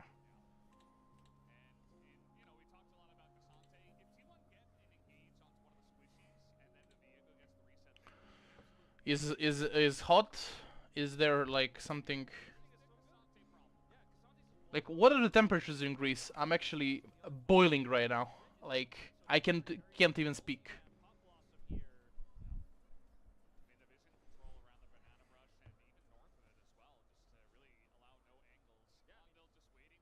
Okay, KDF started it. Hook is in there. They're gonna collapse on Faker, zone him out from the fight. Keria goes in, tries to do whatever he can. Leaper peels himself back up. Corki is in, and everything is going to be looking very, very good since the Faker isn't actually participating in fight. In Greece, we boilin'. Oh yeah, I am doing the same thing right now. Okay. League of Legends mid laner tips and tricks. Okay. So, why is Faker bot side? First question. Because he has a wave to catch, right? That's cool. That's cool. 40 in the morning, 34 at night. We are cooked. Oh my lord. It's actually pretty much the same in here. 38, 31, something like that. Like it's insane. Um, Faker grabs the wave because they don't want to lose minions. But like what Faker does is actually tries to go behind him and flank him. What Ahri, like capabilities of Ahri as a champion is going to be like she can go this way and appear from this way and actually play with her team, as well as she can actually dash in with her ultimate, be a potential threat. Yes, of course, if she's playing in here, they can all just turn on her, but she can go out, buy some time for the dragon objective, or she can ult like at this position right here, so she can rejoin the fight. What is very, very bad is that like this fight in here is going to be, yeah, first of all, 4v4. But if you put it that way, Dudu is pretty tanky, so if they are gonna be fighting him, they're gonna be needing some damage to land on top of him. This guy is going to be lethality, so pretty much like, I don't have damage. This guy is willing to actually get in and engage onto the backline because that's his job. This guy is clicking, but like, that's not the best possible option, and this guy is actually a tank. So, the potential of this team to win and this scenario right here, like they have 2 tanks to go through, right? And they have a leaper that's going to be putting his rocks onto the floor so she can, and people cannot then dance and actually go through. He can also position the wall according to this or whatever. They can pull the dragon towards here. He can wall in here, walk in here, blast cone over, and basically just take the objective right in there. But the thing that Faker does is a little bit not ideal, because like Undeal is actually waiting for him. First of all, he checks it. He has a Skyr's Bloom and he wants to shoot it this way so he can reveal and actually help his team. But like he lands a Q, and that moment you cannot move. You cannot move against Nautilus if he chains it correctly. Q, ult, auto attack, or Q, auto attack, ult, E for the slow, ignite, and then all the Corgi has to do is just shot the Ahri. This way, Faker, no flash, no ulti, he needs to go back, and Keria is just like doomed into the background. Dudu is just doing like the Xante things, and that's it. The team fight breakdown by to the tiny details, so Faker is actually tragic, like not the tragic in a matter of fact, like that he played it badly, but he wasn't aware of where Nautilus was. Maybe he thought Nautilus was up to up, and basically if in here was anybody except Nautilus, he would have been pretty much fine. Because he hits this, and he's gonna be pretty much fine. He's not gonna be seeing half of the team. He's gonna be careful about this.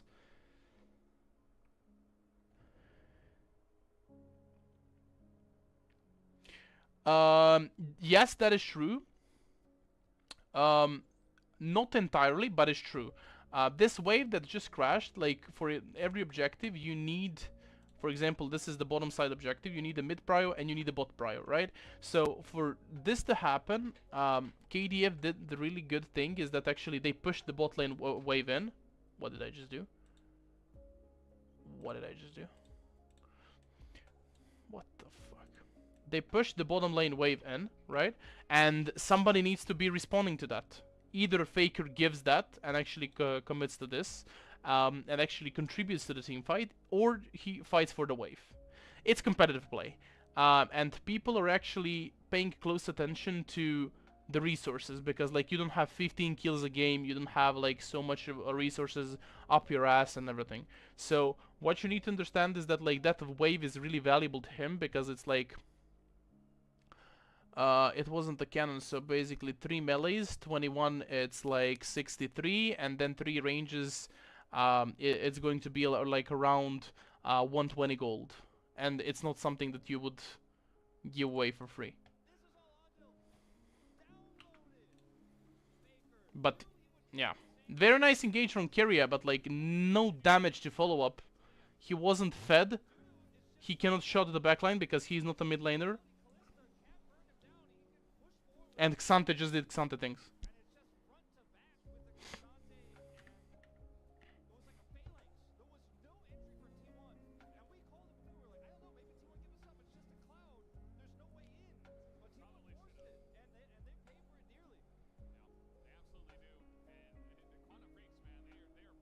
Okay. Baron spawning in a minute.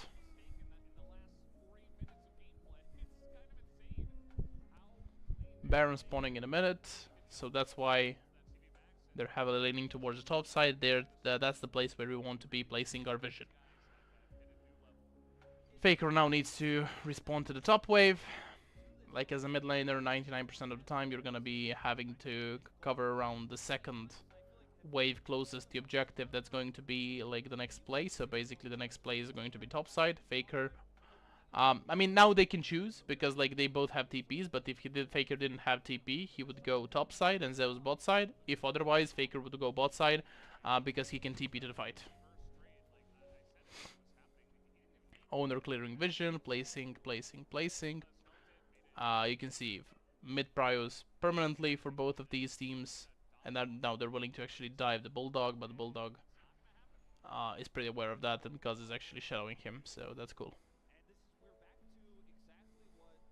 Now, KDF doesn't have any vision around this, because like, this is the popular dance for vision.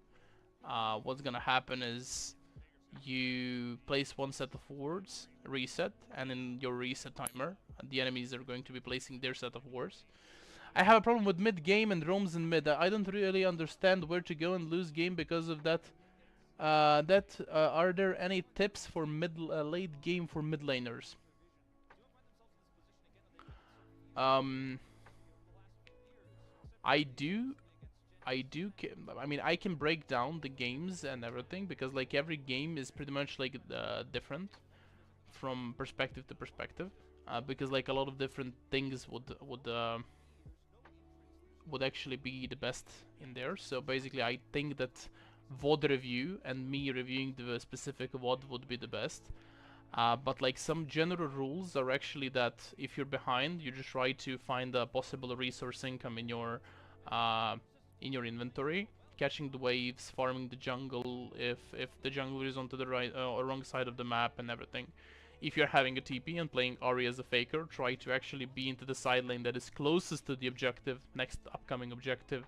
If you have no TP, if you have TP, just go to the furthest lane and keep farming.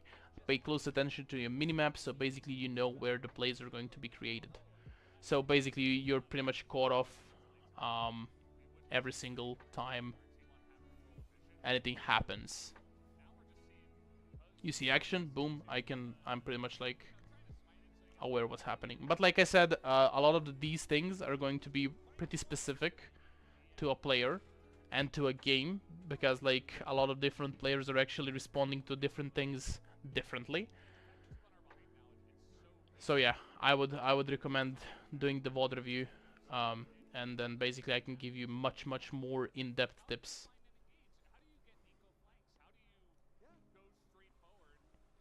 Because we can talk about those things, like we cannot talk about them like blindly, because like into the mid to late game you have a lot of things that you need to be getting caught upon, and a lot of the information that you need to read. Bulldog just shit into that. Okay, he's playing around his TP flank and everything, like 2 TPs. Okay, why are they re-engaging in here? Why are they... I mean, okay, Bulldog didn't int, never mind. They just separated him. Why are we re-engaging when we are having like a whole team coming from base? Like, look at this. 2 TPs come. Okay, man advantage.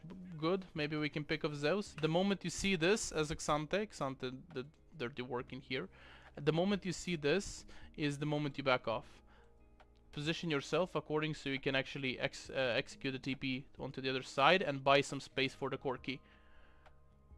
I don't think this was the play, because like my 5th player is in there, my 4th player is in there, and basically they're fighting 3, 1, 2, 3, and where's the 4th one? I cannot see it. Where's the 4th one? 1, 2, 3, 4. Oh, okay. There it is. So they're fighting 3 against 1, and they can just walk by him because he doesn't do anything. Okay, I don't like that by Dudu. He needed to wait a little bit. Not aware where his team was. And he thinks, okay, Xante is very unbalanced champion, but like, buddy, limits, limits.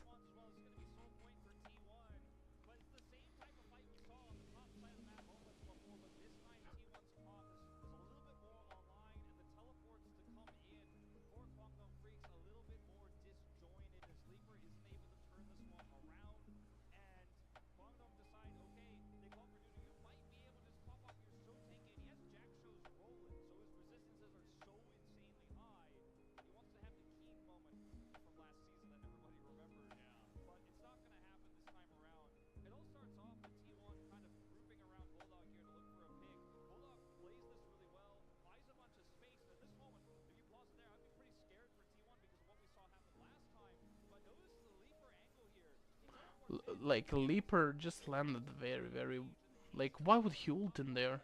Okay, to separate them from here, that's cool, but like, you need your abilities down.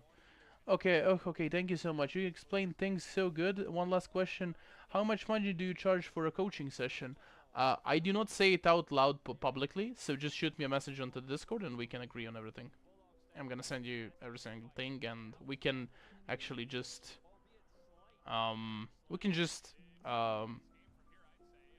set up the meeting for consultation, so I can actually give you every single pretty much like information that you might want to know for the coaching and about me as a coach and everything. So yeah. And thank you for the compliment. That was very nice of you. Okay. KDF hinting. What is happening? Okay, now pay attention. Zeus having TP advantage over Dudu. That's going to be the key point for the next objective. They're fighting about this. First of all, boys. Mid-wave always the priority. You can see that Leaper is in here fighting the wave.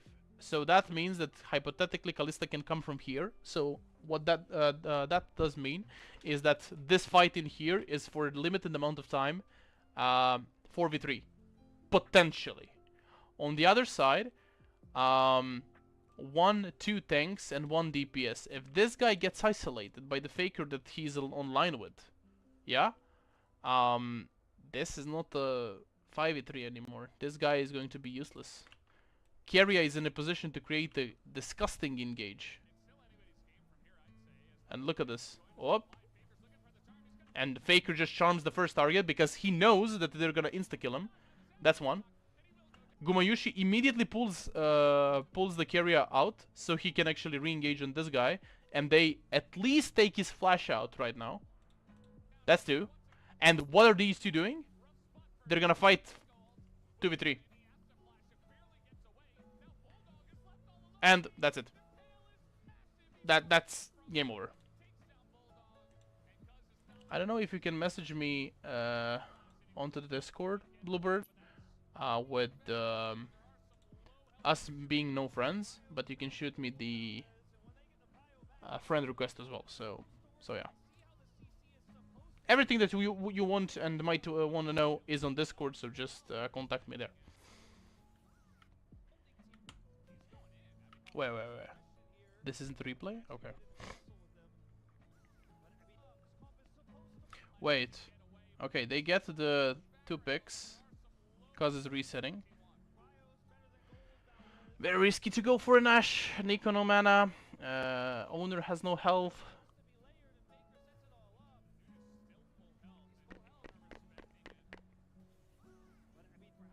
So they want to maintain mid pressure. Okay, bot lane wave needs fixing. Top wave needs fixing. So, what the fuck? What the fuck? Skarner bot, no TP. But Ahri doesn't have TP as well. But Ahri is more mobile champion, so she can actually come closer to the fight and faster to the fight if she's top lane because of her movement speed abilities and buffs and everything. Very, very bad. Their DPS and kind of zoning tool in Taliyah wasn't actually able to contribute to the fight. You can see how Leaper cannot play the game. Like, legit. He cannot play the game because he's zoned. Yeah, I will tomorrow because in 1-2 hours I will go sleep. Just want to focus on the game right now and what you're saying so I can understand more. No worries. Do not you worry about. At least somebody's listening, and that's really, really cool.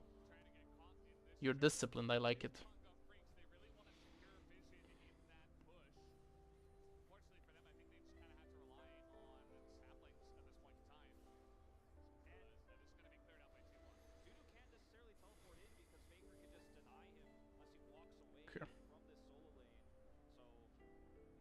Okay. Faker's TP is coming soon. Okay, he has it. Good. He has the TP. Hey brother, I'm new to the channel. I wanna know, you do mid lane coaching in this channel? Hello Manzuri Hazam. Welcome to the stream. Yes, I do. I mean, if you have a goal, you have to, right? Yes.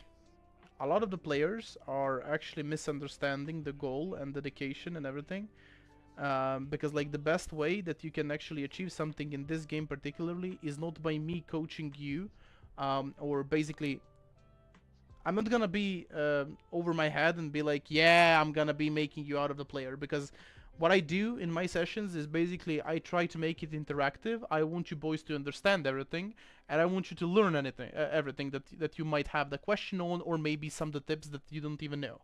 I had a one Yone main that didn't actually know that he's gonna be executing the target once the he E's, and basically the shuriken mark actually goes black, for example.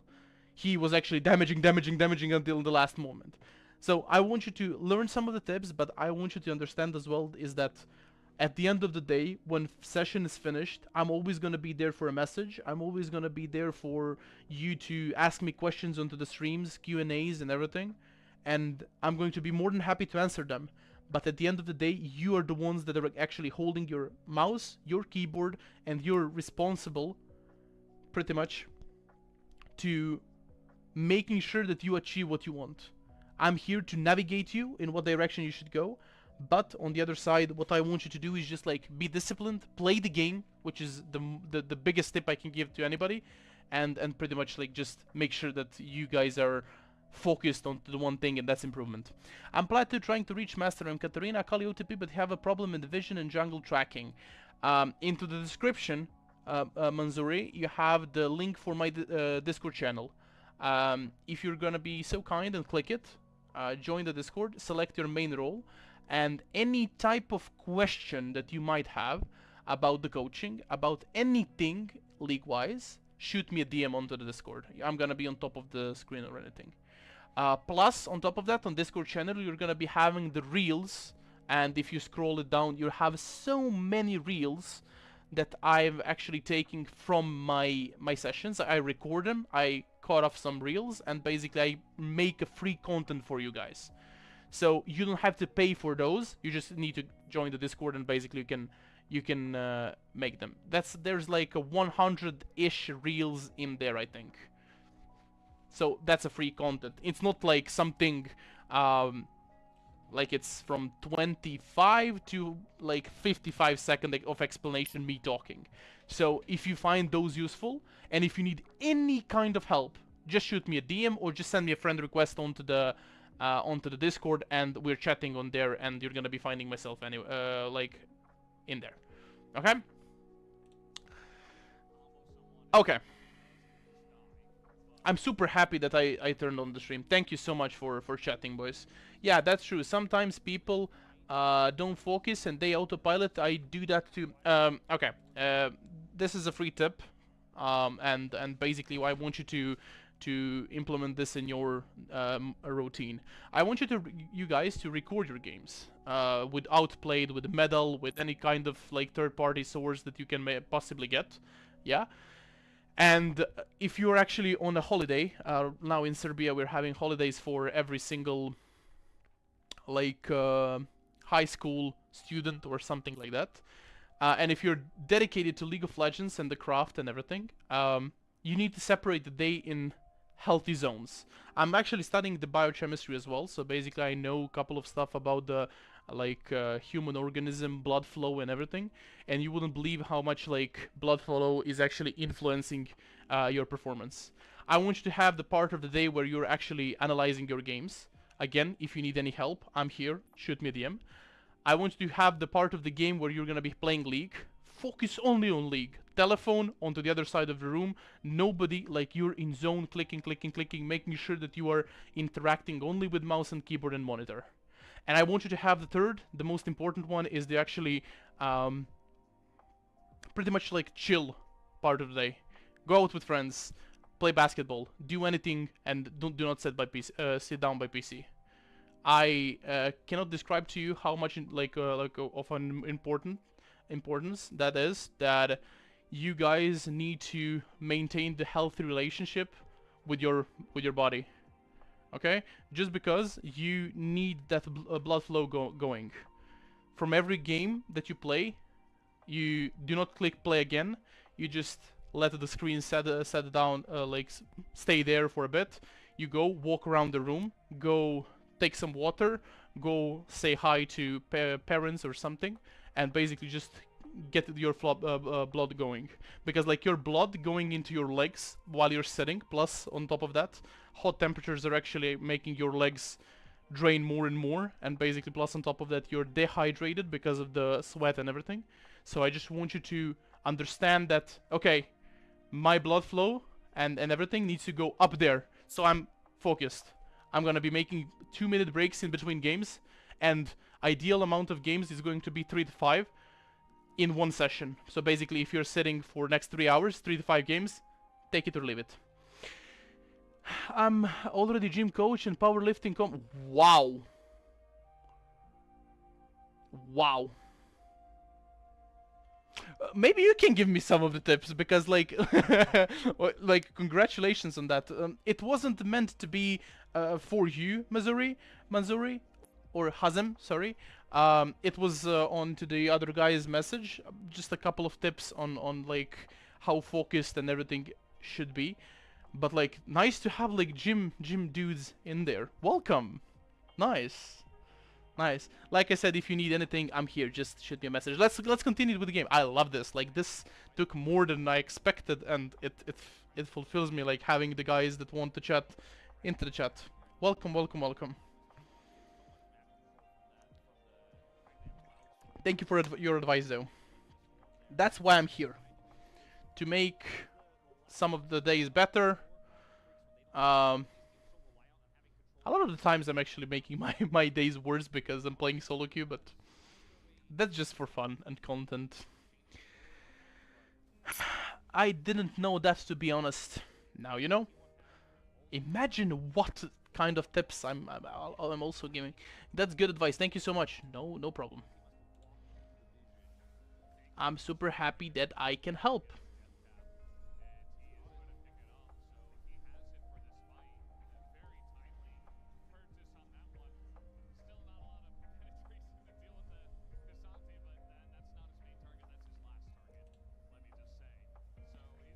So Hazem, just click, and basically you don't have to do anything. You have your free couple of pods onto Discord. Okay, Faker again onto the mission onto the side. Now he doesn't get caught off, but he's zoned out. The Leaper trying to zone him out, but Faker is a little bit stronger. Now Viego takes over, takes down the Maokai, and basically now Faker comes back into the game. Yeah. Okay. Rewatch. Okay. What did we say onto the start of the game? Leah, very, very powerful tool in zoning with her ultimate. But if that's the only thing that she does in this game, I'm going to be super, super sad. So, Dudu, again, not paying attention to his name. Talia, boom. Look at the separation. Boom, boom, boom, boom, boom.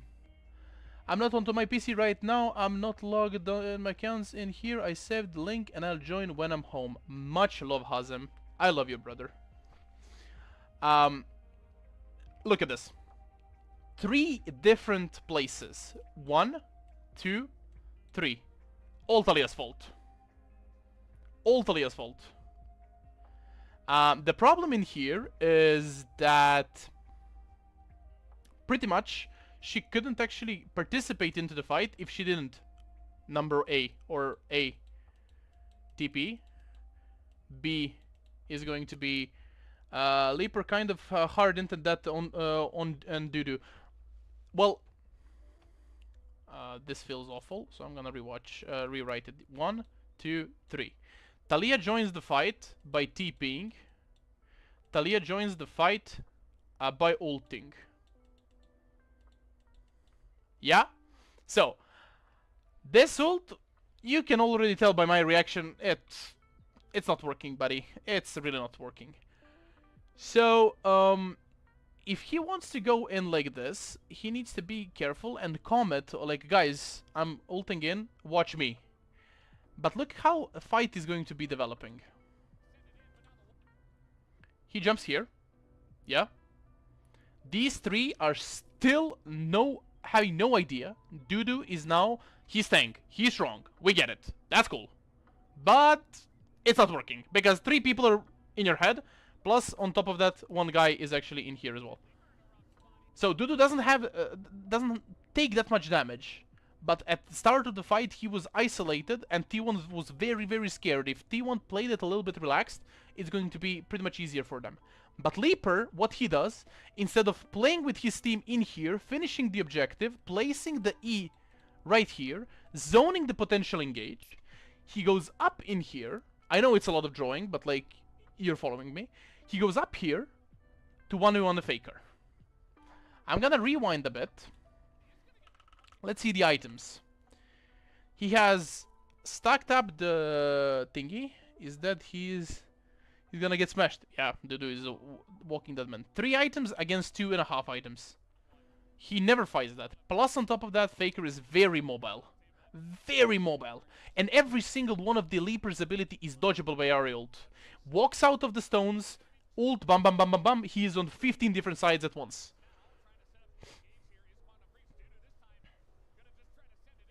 Okay, ultimate? Yes. But here's a window. You jump, and you just walk with Andil in here.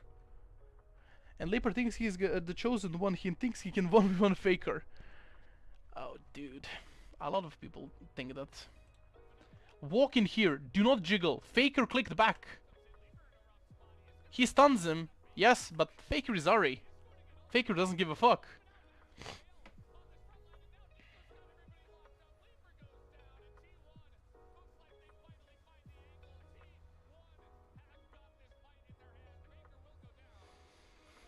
And that's the fight.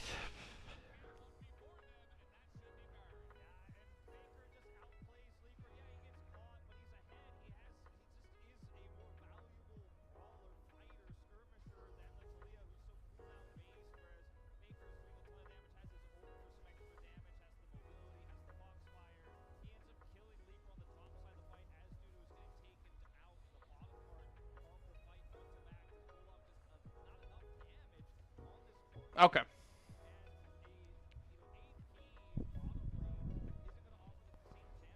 And now... I have a tweet on that, and everybody is going to be judging me on that. Look. I have a tweet on that. And there's a lot of people that are actually judging me because I said this. I'm gonna give you a second to read it out loud.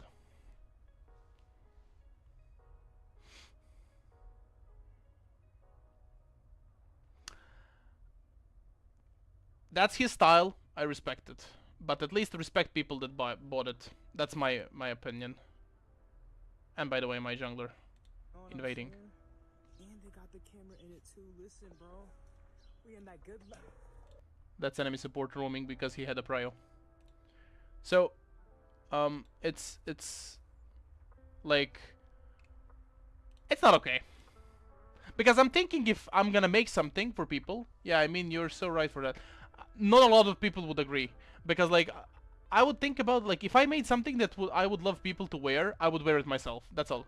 But he doesn't give a fuck because that's his style, and I respect it. I don't have anything against it. That's his own will, and he does whatever the fuck he wants, and that's all. I mean, Keria with these engages is just like insane, dude. Now he rejoins, he insta kills the Undil, and that's all. That's going to be a Baron. And please, for the next game, do not pick Taliyah in AD carry position. I don't like it. It's good against Kalista in lane, but I can feel that in comparison to the first game, Leaper is not existent. Because in the first game he was like Zeri, left, right, left, right, left, right, everyone's dead. In here, my dude does damage, but that's not like close enough. Okay. Next objective coming in 3.5 minutes. Now it's on T1 to use the Baron to the full potential.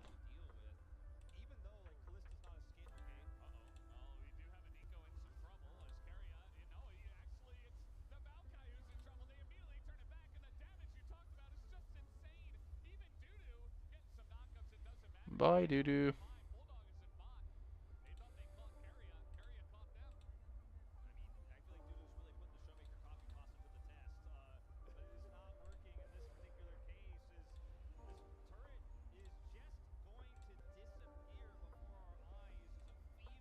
Yeah, but he is not a pro player. He is learned. People play the game because they heard this thing. Yep, yep. I have the same opinion as you, and thanks to God, I hear some of the other opinions that are sharing the same point of view as I am. That is completely true, and I view it the same way. I respect the faker, but I do not feel like that was the play. Because you're the first one to actually have it. You're the first one to actually achieve something outside the world skins, and you're getting a cut for it. It's not about money. I don't give a shit about money in this position, because it's like a legacy. The skin is going to stay into the game permanently if they do not delete it.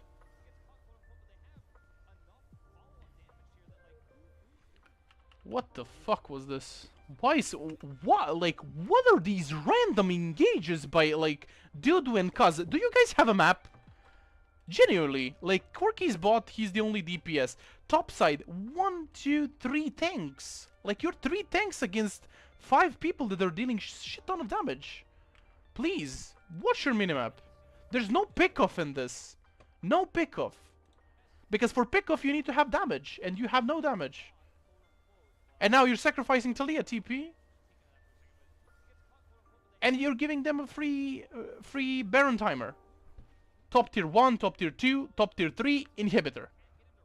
Plus positional advantages onto the map, having the deep wards, having the opportunity to actually take your jungle, etc, etc. No, don't do that. That's not good. T1 having a soul. Okay. Top lane having the Permapriya for T1. They just need to be having the advantage onto the mid bot so they can secure this Elder, and 10 out of the 10 times I'm sacrificing the Baron for Elder because we have a whole soul. Like, that's gonna be fucking hurting. And you can see the red ping is onto the top side. They want to take the top side objective, like top wave prio, Corky, bam bam bam, pushing, securing the tier 2 top. Plus he has the TP on. So yeah.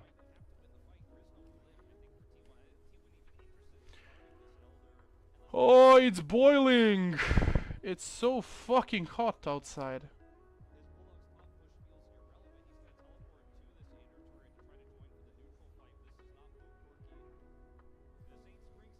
Dance. Look at the top wave. Pushing into the KDF on 2 waves. In 2 waves. Why? Because, like, this is going to be taking a while. The next wave is gonna spawn soon-ish. So basically, it needs, like, 2 waves to actually push it this way. Bot lane deep down in KDF position, and now that we're fighting over the mid wave. Keria bad engage. First one into the game, but he has Guma to save him out. Nautilus, pay attention to Nautilus and Kalista. Faker dancing into the background. Leaper is non-existent. Keria is gonna be sacrificed, but they're gonna find a pick on Dudu. Keria is a lot. Oh? I have AC on because if not, I will boil to that. I'm thinking about turning it on. He flashed, right? Okay, he flashed. E. Sheesh. That's why he's the best support into the game. Mistakes. What do we think? Keria engage. Shit. Here we didn't actually insta-kill him, and we let Faker so close to our backline. Look at the Zeus as well. Like, our backline is not a backline anymore. Leaper is not fighting with the Bulldog anymore. Very bad. That's why I don't like like APCs. I really don't like them. Because like a lot of the mid laners are going to be knowing how to position as a control mage and everything. And they're gonna be looking at the AD carry position because we need to be like dealing the damage simultaneously. You're gonna do the damage, I'm going to be doing damage and like allowing you to position onto the map. If I place my E, there's nobody coming close to the score key. And that's the game. Very sad. I think the KDF was very competitive in this one. Very, very competitive.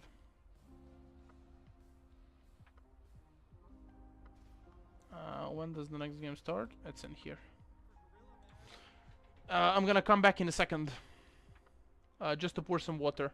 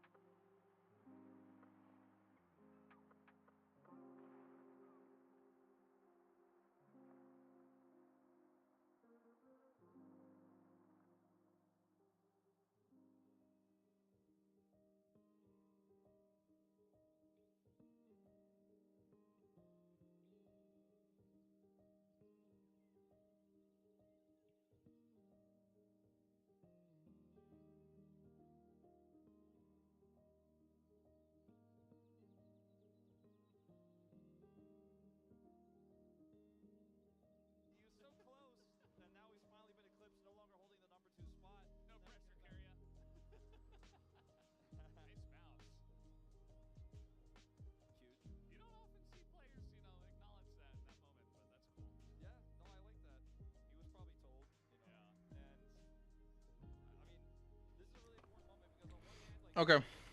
AC on. Let's play. I need to stand up a bit. My blood needs to be going. Okay. So.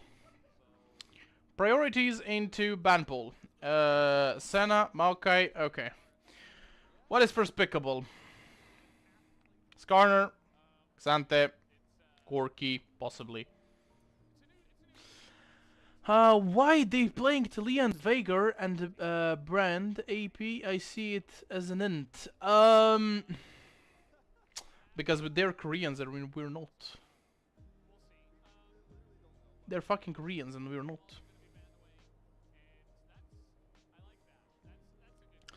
not. Ashe ban. Kalista ban. Fuck. I don't like this. First pick bans Kalista. Tristana is first pickable. Yay. Yay. Okay.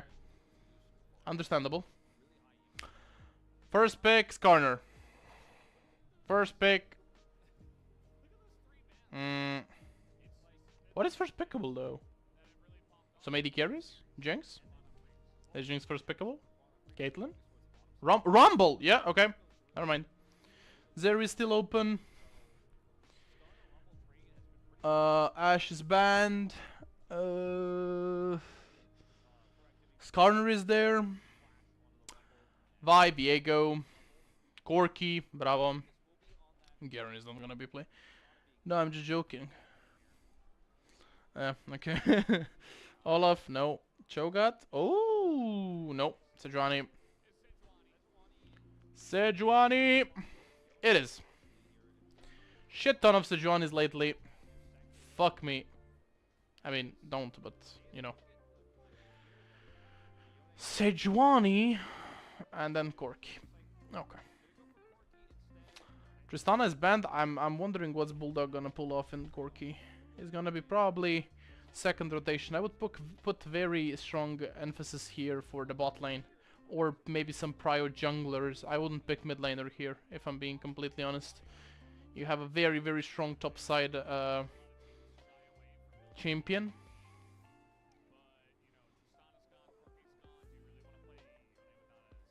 Kai'Sa, okay. Zeri? We don't want to play Zeri? Really? Vi, okay, that's good. Jungle priority, that's what I said. Weren't they picking Zeri onto the R3 previously, into the first game? They were, right?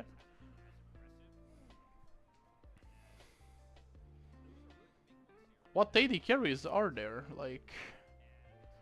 Jhin? Kai'Sa? Zeri? Wow. Okay, Kai'Sa. Okay. In here you pick top. Some prior picks for top because like they're gonna be, if they start banning, they have already broken champion. Okay, they have a broken champion in Rumble, and if they start banning out the other potential picks into the Rumble, Zeus is doomed. Okay, that's why this current pick here. What's your opinion about Aurora? I really like her. I have a tweet about that as well. Give me a second. It's much shorter than the previous one.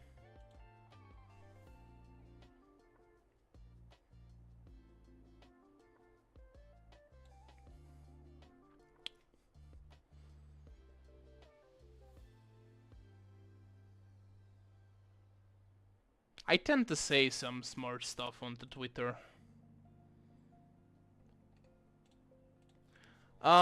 I like it. Sort of. It looks way too broken, honestly. Way too fucking broken. The ultimate, oh. And then the invisibility, oh. Brother, meme. Just like a brother, meme.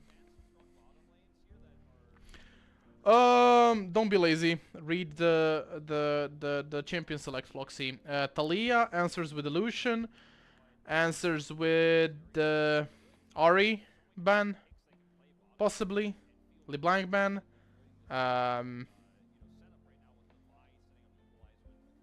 Nautilus ban, okay. And they just banned another AD carry, something like Draven, Ezreal, Renata, okay.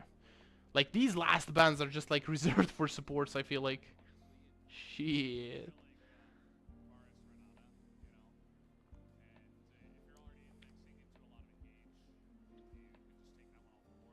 Okay. Guma. Blind AD carry. I mean, not blind, like, pick the AD carry. Zeri, okay. Makes sense.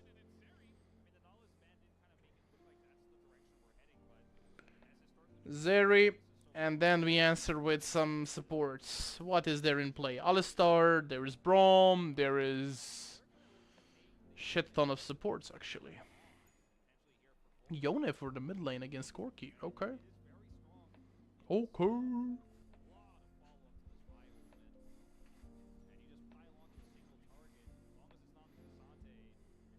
What do you blind as a support in here?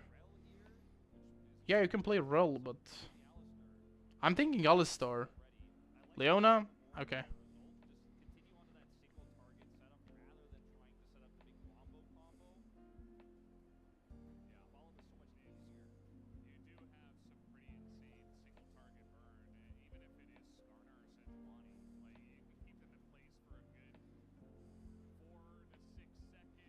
And then the Alistar. Okay.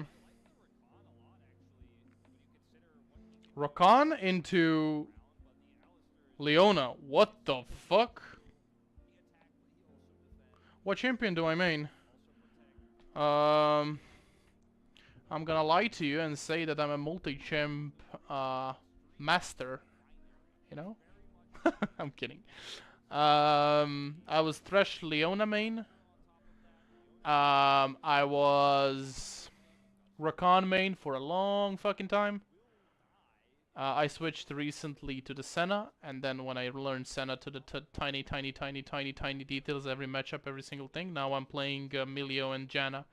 So I'm mixing all over the place. I'm like, next time that I'm gonna make a switch is going to be probably Alistar Rel and something like that. It's not like I don't know the champions builds and everything, but like I have my personal thinking processes on them and basically getting comfortable on in every single matchup. Okay, drafts.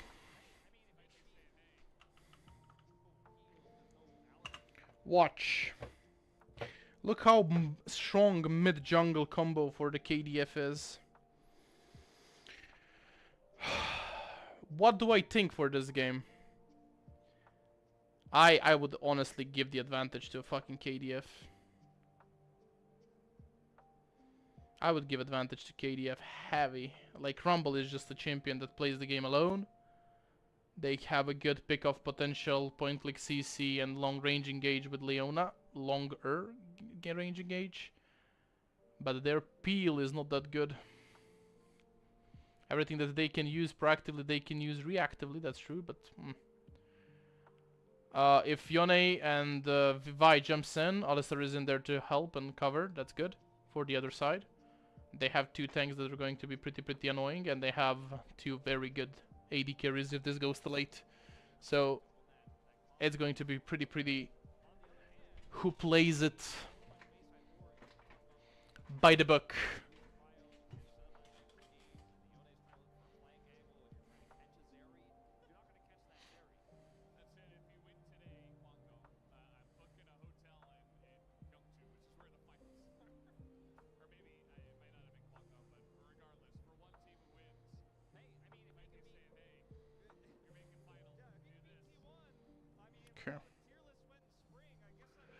I really want to play ranked, but I'm burned out. Get cancer every game when I... Okay, first of all, do not type that way. We are not gonna be toxic. We're not gonna be internet lookalikes and everything. You get frustrated, and then everything just... Because if you put it that way, you're creating unconscious, like... relationship with the game that's going to be deeper and deeper, and you're just gonna get frustrated, and you're gonna be hating yourself that you join every single day the Discord, the game and everything. So look in every game. How old are you, if that's not a question? Can I ask that? I'm sorry. No. Do not be sorry for anything that you say or do. I'm just giving you a little tip because I got myself into the position where I hated the game, but I wanted, and I was actually so determined to actually play it and then everything. Do not be sorry. I just don't want you to be burned out and everything. Everything is going to be fine. Everything's gonna be okay. You just need to be like looking at the game as a way of improving. And the other stuff, other players, other things that happen into the game, not everything is your fault. Not everything is in your control. That's all. Just think about it that way. 16, yeah, I can tell that you're pretty young. And just do not be frustrated for the game. You're gonna make it. Don't worry. If not by yourself, there's gonna be someone that is gonna be showing you. If it's either me or somebody else, I'm going to be pretty happy to do it with or without you. Or like, I'm gonna be happy to do it with you. So just like, do not create frustration between you and the game. It's not the game that is actually making you do that, it's because of the players. And the players is the part of the game that you cannot actually contribute to. You cannot control how is anybody gonna click the mouse and the keyboard, you can't control anybody else. You kind of right, to be honest. Yeah, I was very toxic guy. And I tend to actually write some of the stuff right now into the game. Not being like something very racist or something like that. No, I don't do that. I just tend to tilt and ask players like, how the fuck can you be this bad? Like, I get myself into that mood because like I'm so passionate about the game. And there is nothing wrong with you being passionate. It's just like how you interact with the game, and that's all. Okay, he beat the shit out of him. Holy shit, somebody is beating the Rumble. Woo! Fade away. Okay, let's focus about the game.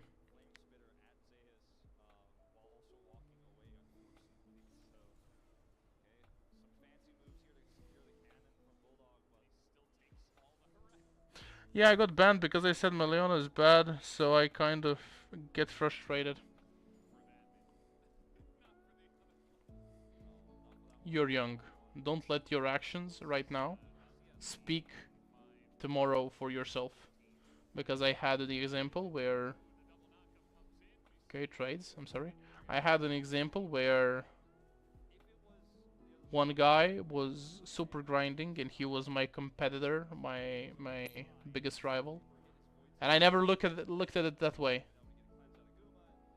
And what he did was like he was very toxic. Very toxic. And then we applied for same league. I wasn't accepted because I was kind of bad at that time because I didn't get the game serious enough. And he was accepted, and when you get into the league, they checked every single one of your accounts. So if you sign a contract with the organization, you need to pass the checks if you're good at solo queue, good teammate and everything. And he got the contract pretty early, like 17 years of age, back in the day. And he was benched, and the contract was out because they found out that he was toxic a very long time ago. Don't do that to yourself and your future career.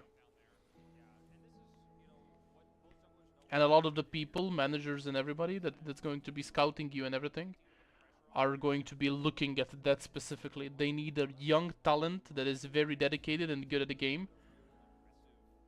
But like they don't need a kid that is going to be pretty annoying and then basically toxic to his teammates. That's all. And I'm gonna try to give my best so you don't be that, because like if you're willing to get good, we just need to be on top of the page and basically just be smarter than these people. Every game is a lesson, not every game is lost or won. Who gives a shit about the points in the virtual game? It's all about understanding and changing the view of how you actually put yourself against the problem. That's all.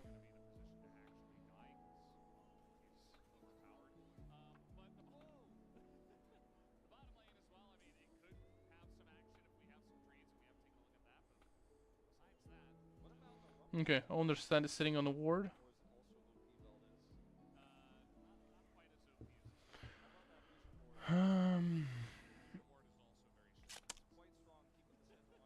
Okay, carrier clearing the vision, pretty standard. Let's focus up about the game a little bit.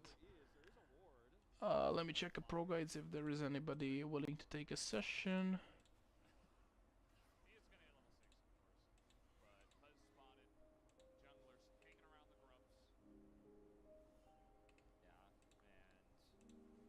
No? Okay, let's get back to the game.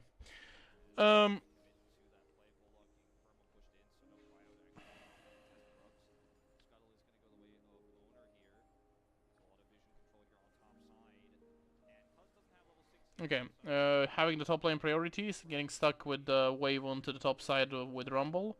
Having the mid priority for the Corki, they decide which objective they're gonna do. And if they're gonna be actually splitting the map. They found one. Keria can actually disengage this pretty nicely, reset the dragon, that's cool. And Sejuani is gonna come back. They wanted to actually sneak out the Void Grubs, but Cuz did very, very good vertical jungling and everything, so they just claimed the objective, and he's having the tempo to walk up top lane as well. After he clears his top side, bot side, sorry.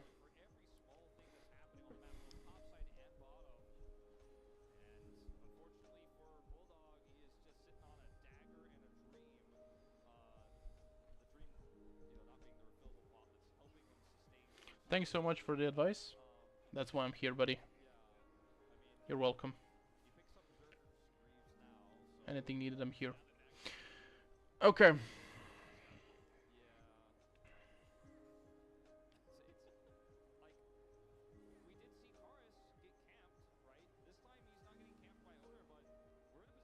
This champion is just insane.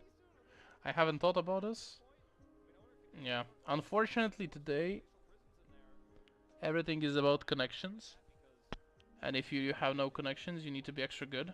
But like, it's useless if you're extra good and you're not...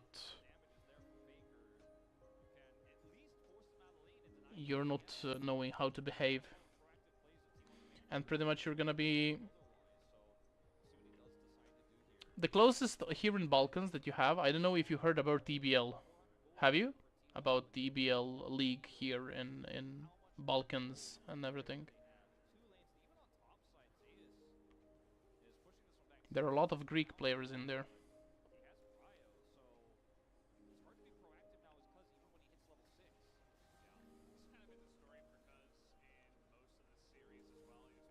I don't know which team was actually having Greek players.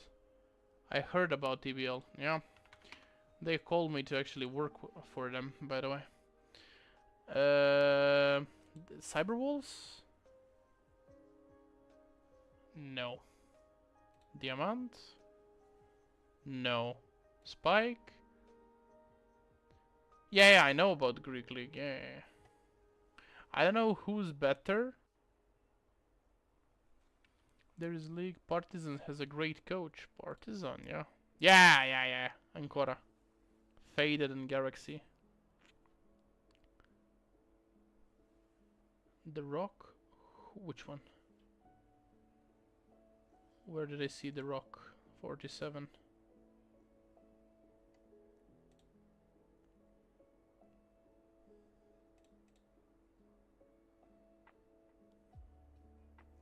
It's fine. Like Ancora has 2 Greek players, and basically like in here, it's not a good league, if I'm being completely honest.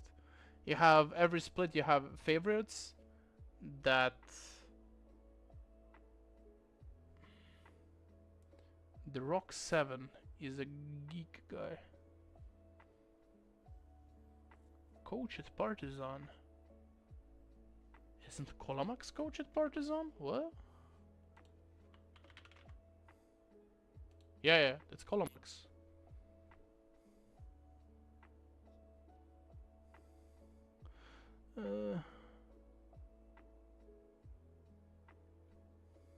This is the coach at Partizan, Kolomax. Greek, yeah.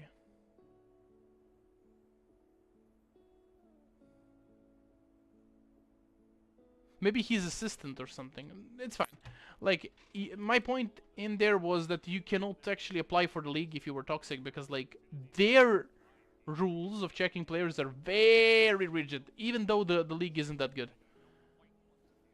Like that, very good, and very like highly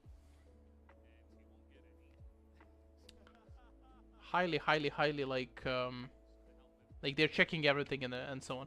Just imagine what is going to be happening into higher tier leagues. Like, insane.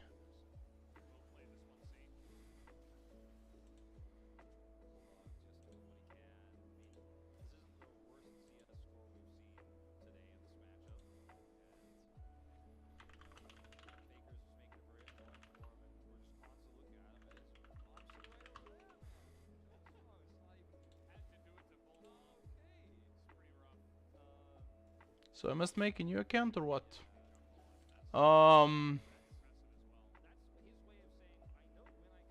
Well, I don't know, because like you need to be handling, need to be handing them the all account information and everything. But like it's not good if you're previously banned onto the account that you're gonna be handing them. So maybe, yeah, that wasn't going to be.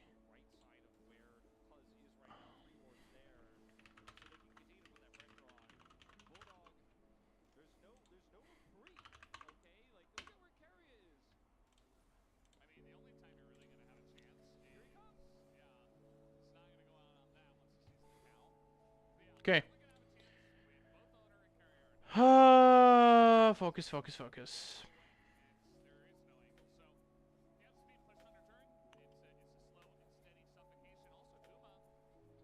I also heard that playing on EOVest is good. Yeah, the best possible option. So if you don't have a EOVest account, made it straight away, level it, and let's and play on EOVest immediately from tomorrow.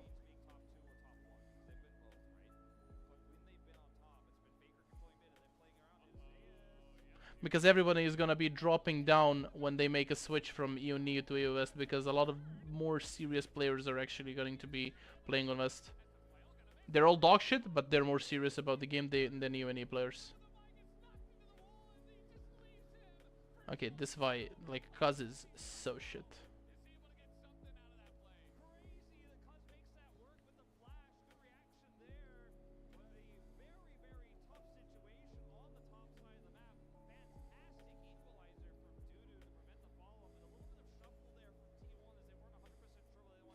Now Yone is gonna start clicking. That's not good for Faker.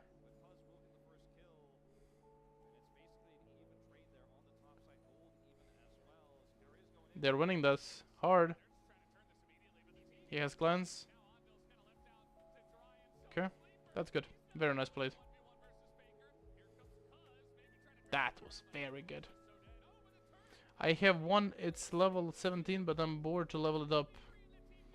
Stick till the end, because it's going to be worth. Hand level account are the most appreciated, because if you buy a new one and it's botted, it's going to be banned when they report you. So I will try. Maybe if it's better, I will. That's the first thing you need to do. That's all. Okay, I need to turn off AC a little bit. Okay.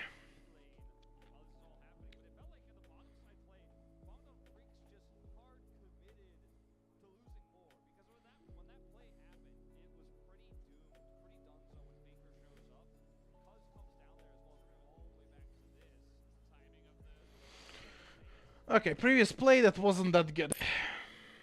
And then bot lane play that was very, very good. But like, Bulldog survived that, that was good. Very, very good.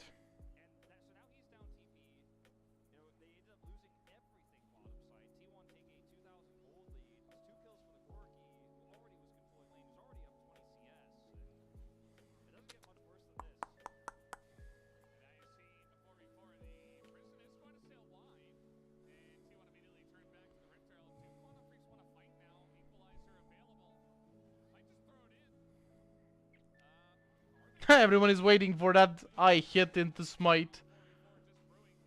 Shit.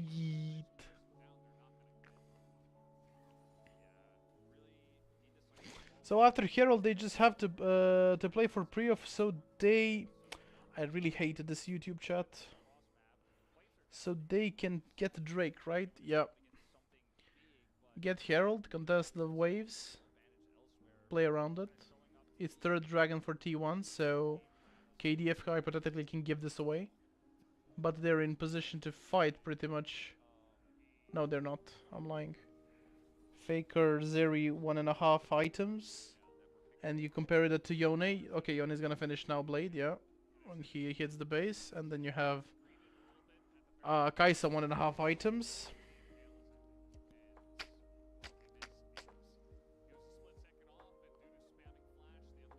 Pretty even game, if you ask me. Faker is a bit stronger, but pretty even game.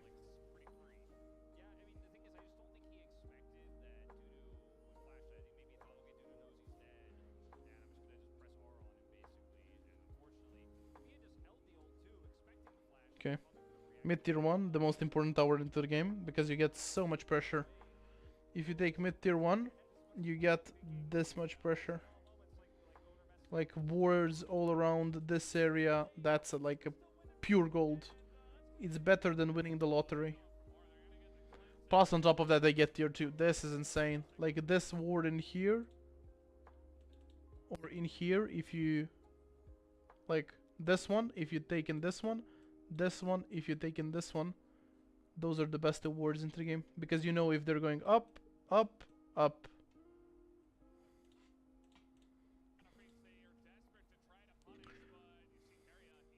Why is he driving the Herald? To buy a couple of more minutes. Seconds, pardon, for more people to stay in the lane and focus onto the Herald so he doesn't charge or whatever. Look at the top side of the river. Scar and Rumble fighting, and then Gumayushi opens up. Keria tries to engage. That's it from Leaper. Gumayushi, instead of fighting the Leona, he helped his top laner. That's very nice of him. Well, that's it. Game is over.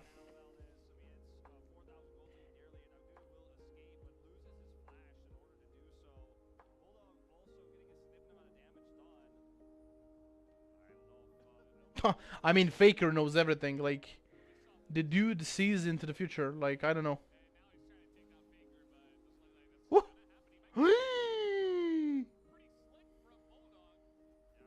He survived. Holy shit, this guy's good.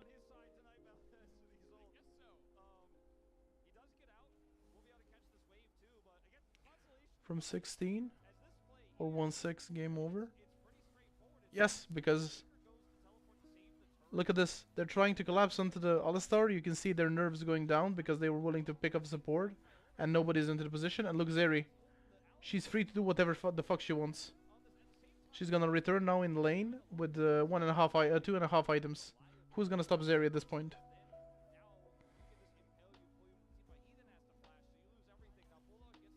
Yes, they have good scaling onto the other side. Rumble,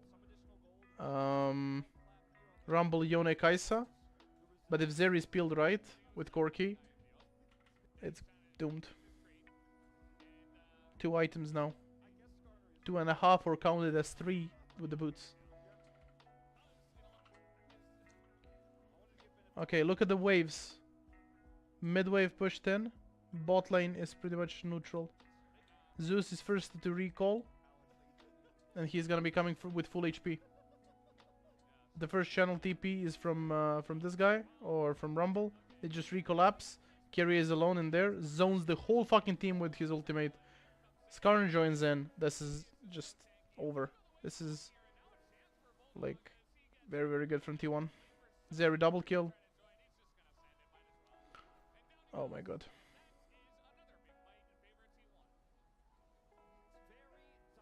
Two items for Faker now.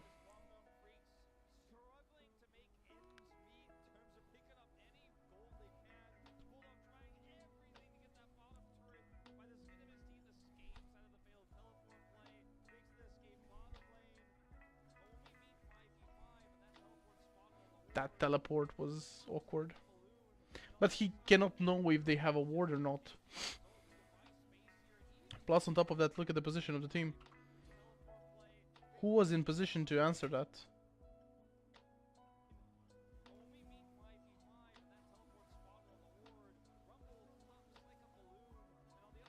I love Senna. So I really, really like it. And I feel like you need some TF top lane as a constant AD carry or Corki mid, Tristana mid to back it up. She's a good utility and damage dealing champion, so I really, really like her. Not because I'm a Senna main, but because I really, really like when teams pair it up with some AD, like KD that is going to be heavy auto attacking. She's gonna be making them survive, peel, do damage. So good. Plus on top of that, you're gonna be having one huge tank in Ornn or Nautilus. So yeah. Okay, Keria got picked off. I'm kinda hungry. Not gonna lie.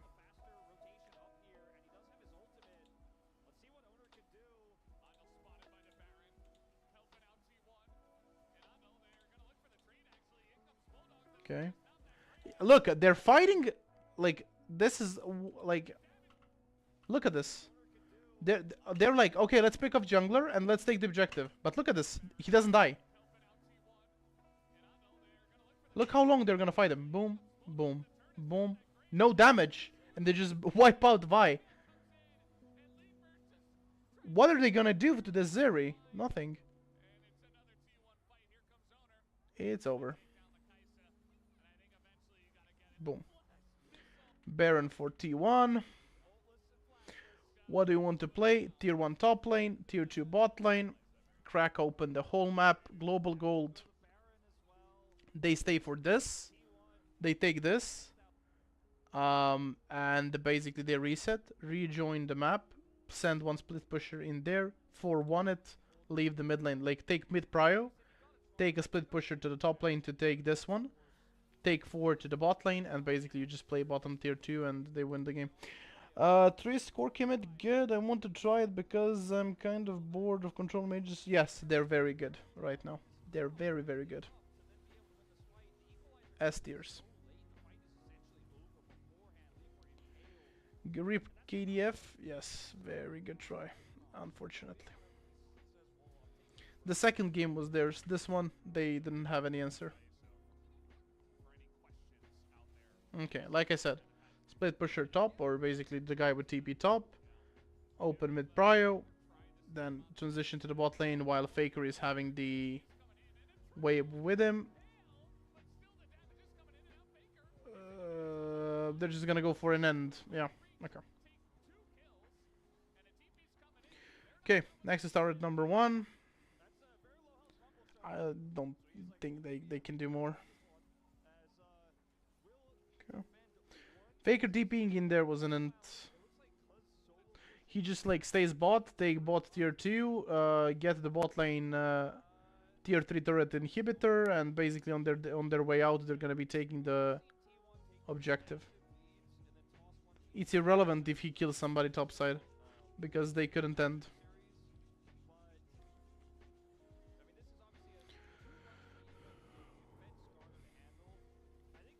Why? Because they have a TP coming on the way.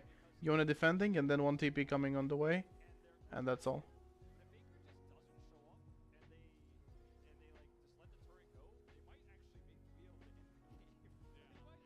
They could have taken much more if Faker stayed bot. Now they set up the dragon. Mid is going to be naturally having the priority for T1 because they have empowered minions. Let's take bot lane objective, that is tier 2 turret. You can see Faker getting the priority. Keria hovering in front of him, so he's feeling safe.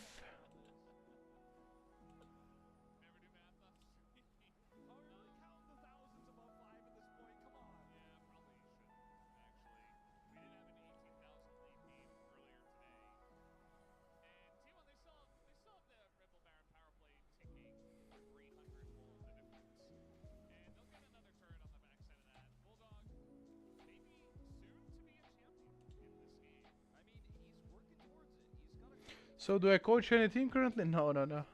No. I don't. I'm not into the team coaching that much. I need to study it a little bit more. I'm more into individual coaching.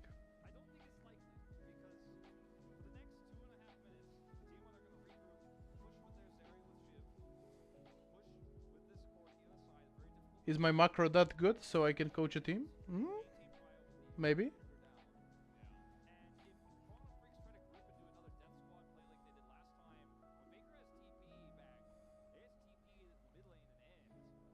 Okay, they took objective bot side. They need to take objective top side. Vision around it.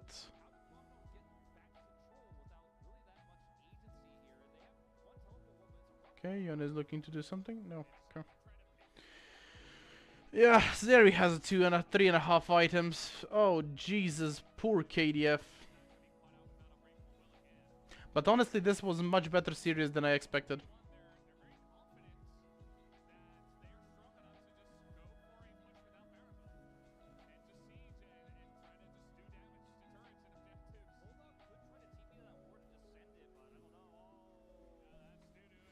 That's cool. You seem to know a lot about Analyze pretty well, so I mean you could try to coach.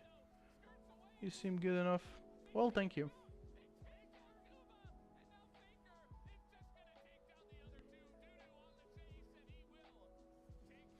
I turned my head to the right to see the comment, and they magically lost the fight. How the fuck would you know? Okay, ult.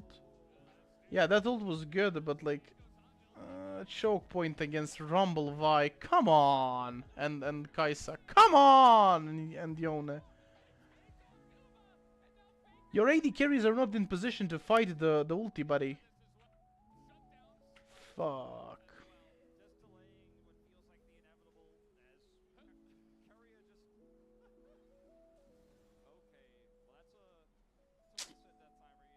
I mean, that's the best shot that KDF is gonna have.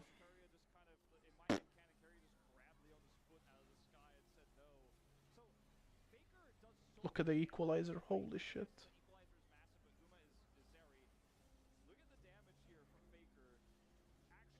Woof! Woof! Faker just deleted 2 people. Holy! You could be the next coach for Faker with that game knowledge. You could be challenged to as an LP. Nah. No. Because it's a lot of different, like, huge difference between in-game stuff, what happens with Faker and everything, with the things that with the things that are happening into the play, and with the things that I'm actually watching from my home. Dollars in a Discord. English. You didn't design everything for this channel to talk on Serbian. And if you're clicking these hearts, I'm gonna break your fingers. Stop clicking!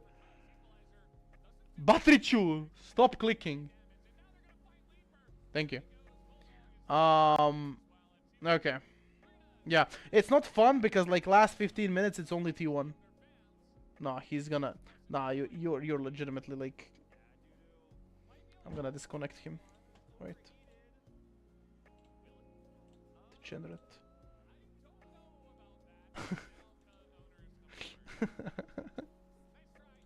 No, he's not by his PC. No! I don't have any...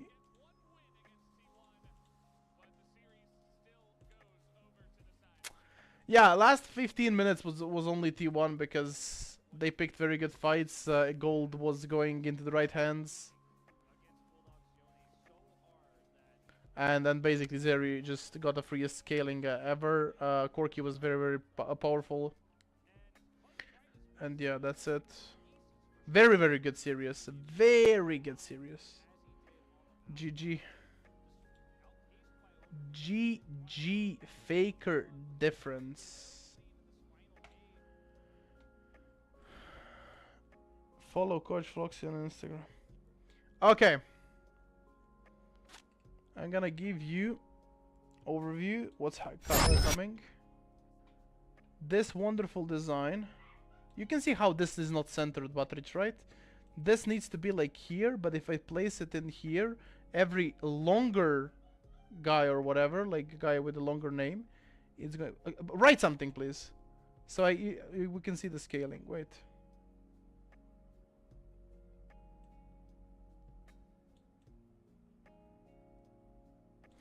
Nah, but like this Streamlabs thing is actually tilting me. No.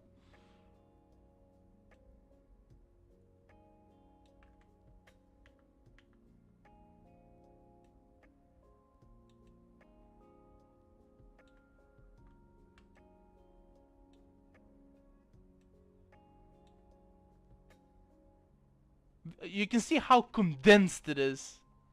Like it's tilting me.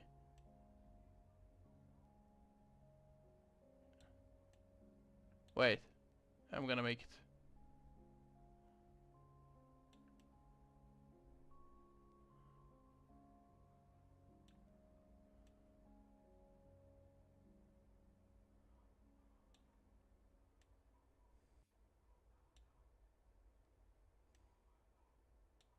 Is there any guide for a fucking... I mean, you can see a little. Look how fucking retarded it looks.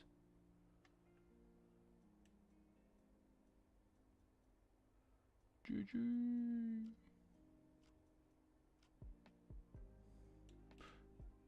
Scale from corner. I am scaling from corner. Do you know the dimensions of this black bar or something? So I can just...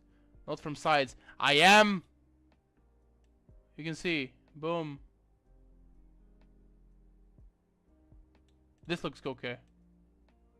Okay. This looks okay. Fuck it.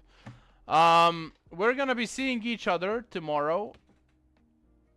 I have 4 Discord messages.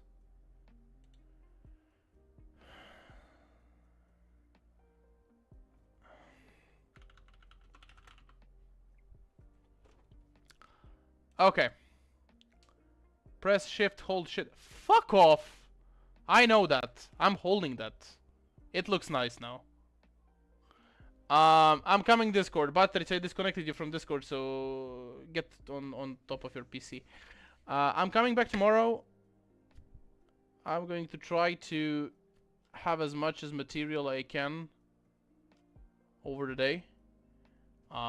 So you can see my beautiful face, because you can see my beautiful editor made me a scene for Facecam. So, because my lighting in the room right now is non-existent pretty much, so yeah, we're not gonna do that. See you guys tomorrow. Thank you for all the good messages and everything, and just, yeah, join the Discord. You have link into the description. I need to edit that, by the way. I need to not forget to edit the description, because I have launched the Patreon thingy. So anything needed, shoot me a message over into the Discord. We're gonna be hearing from each other possibly tomorrow mid. How are you? Like Bluebird. If you have any questions, yeah, just when you get by your PC, shoot me a message. We're gonna be pretty much setting up the meeting, and yeah. Yeah, that's it. Thank you for watching. I love you so much, and see you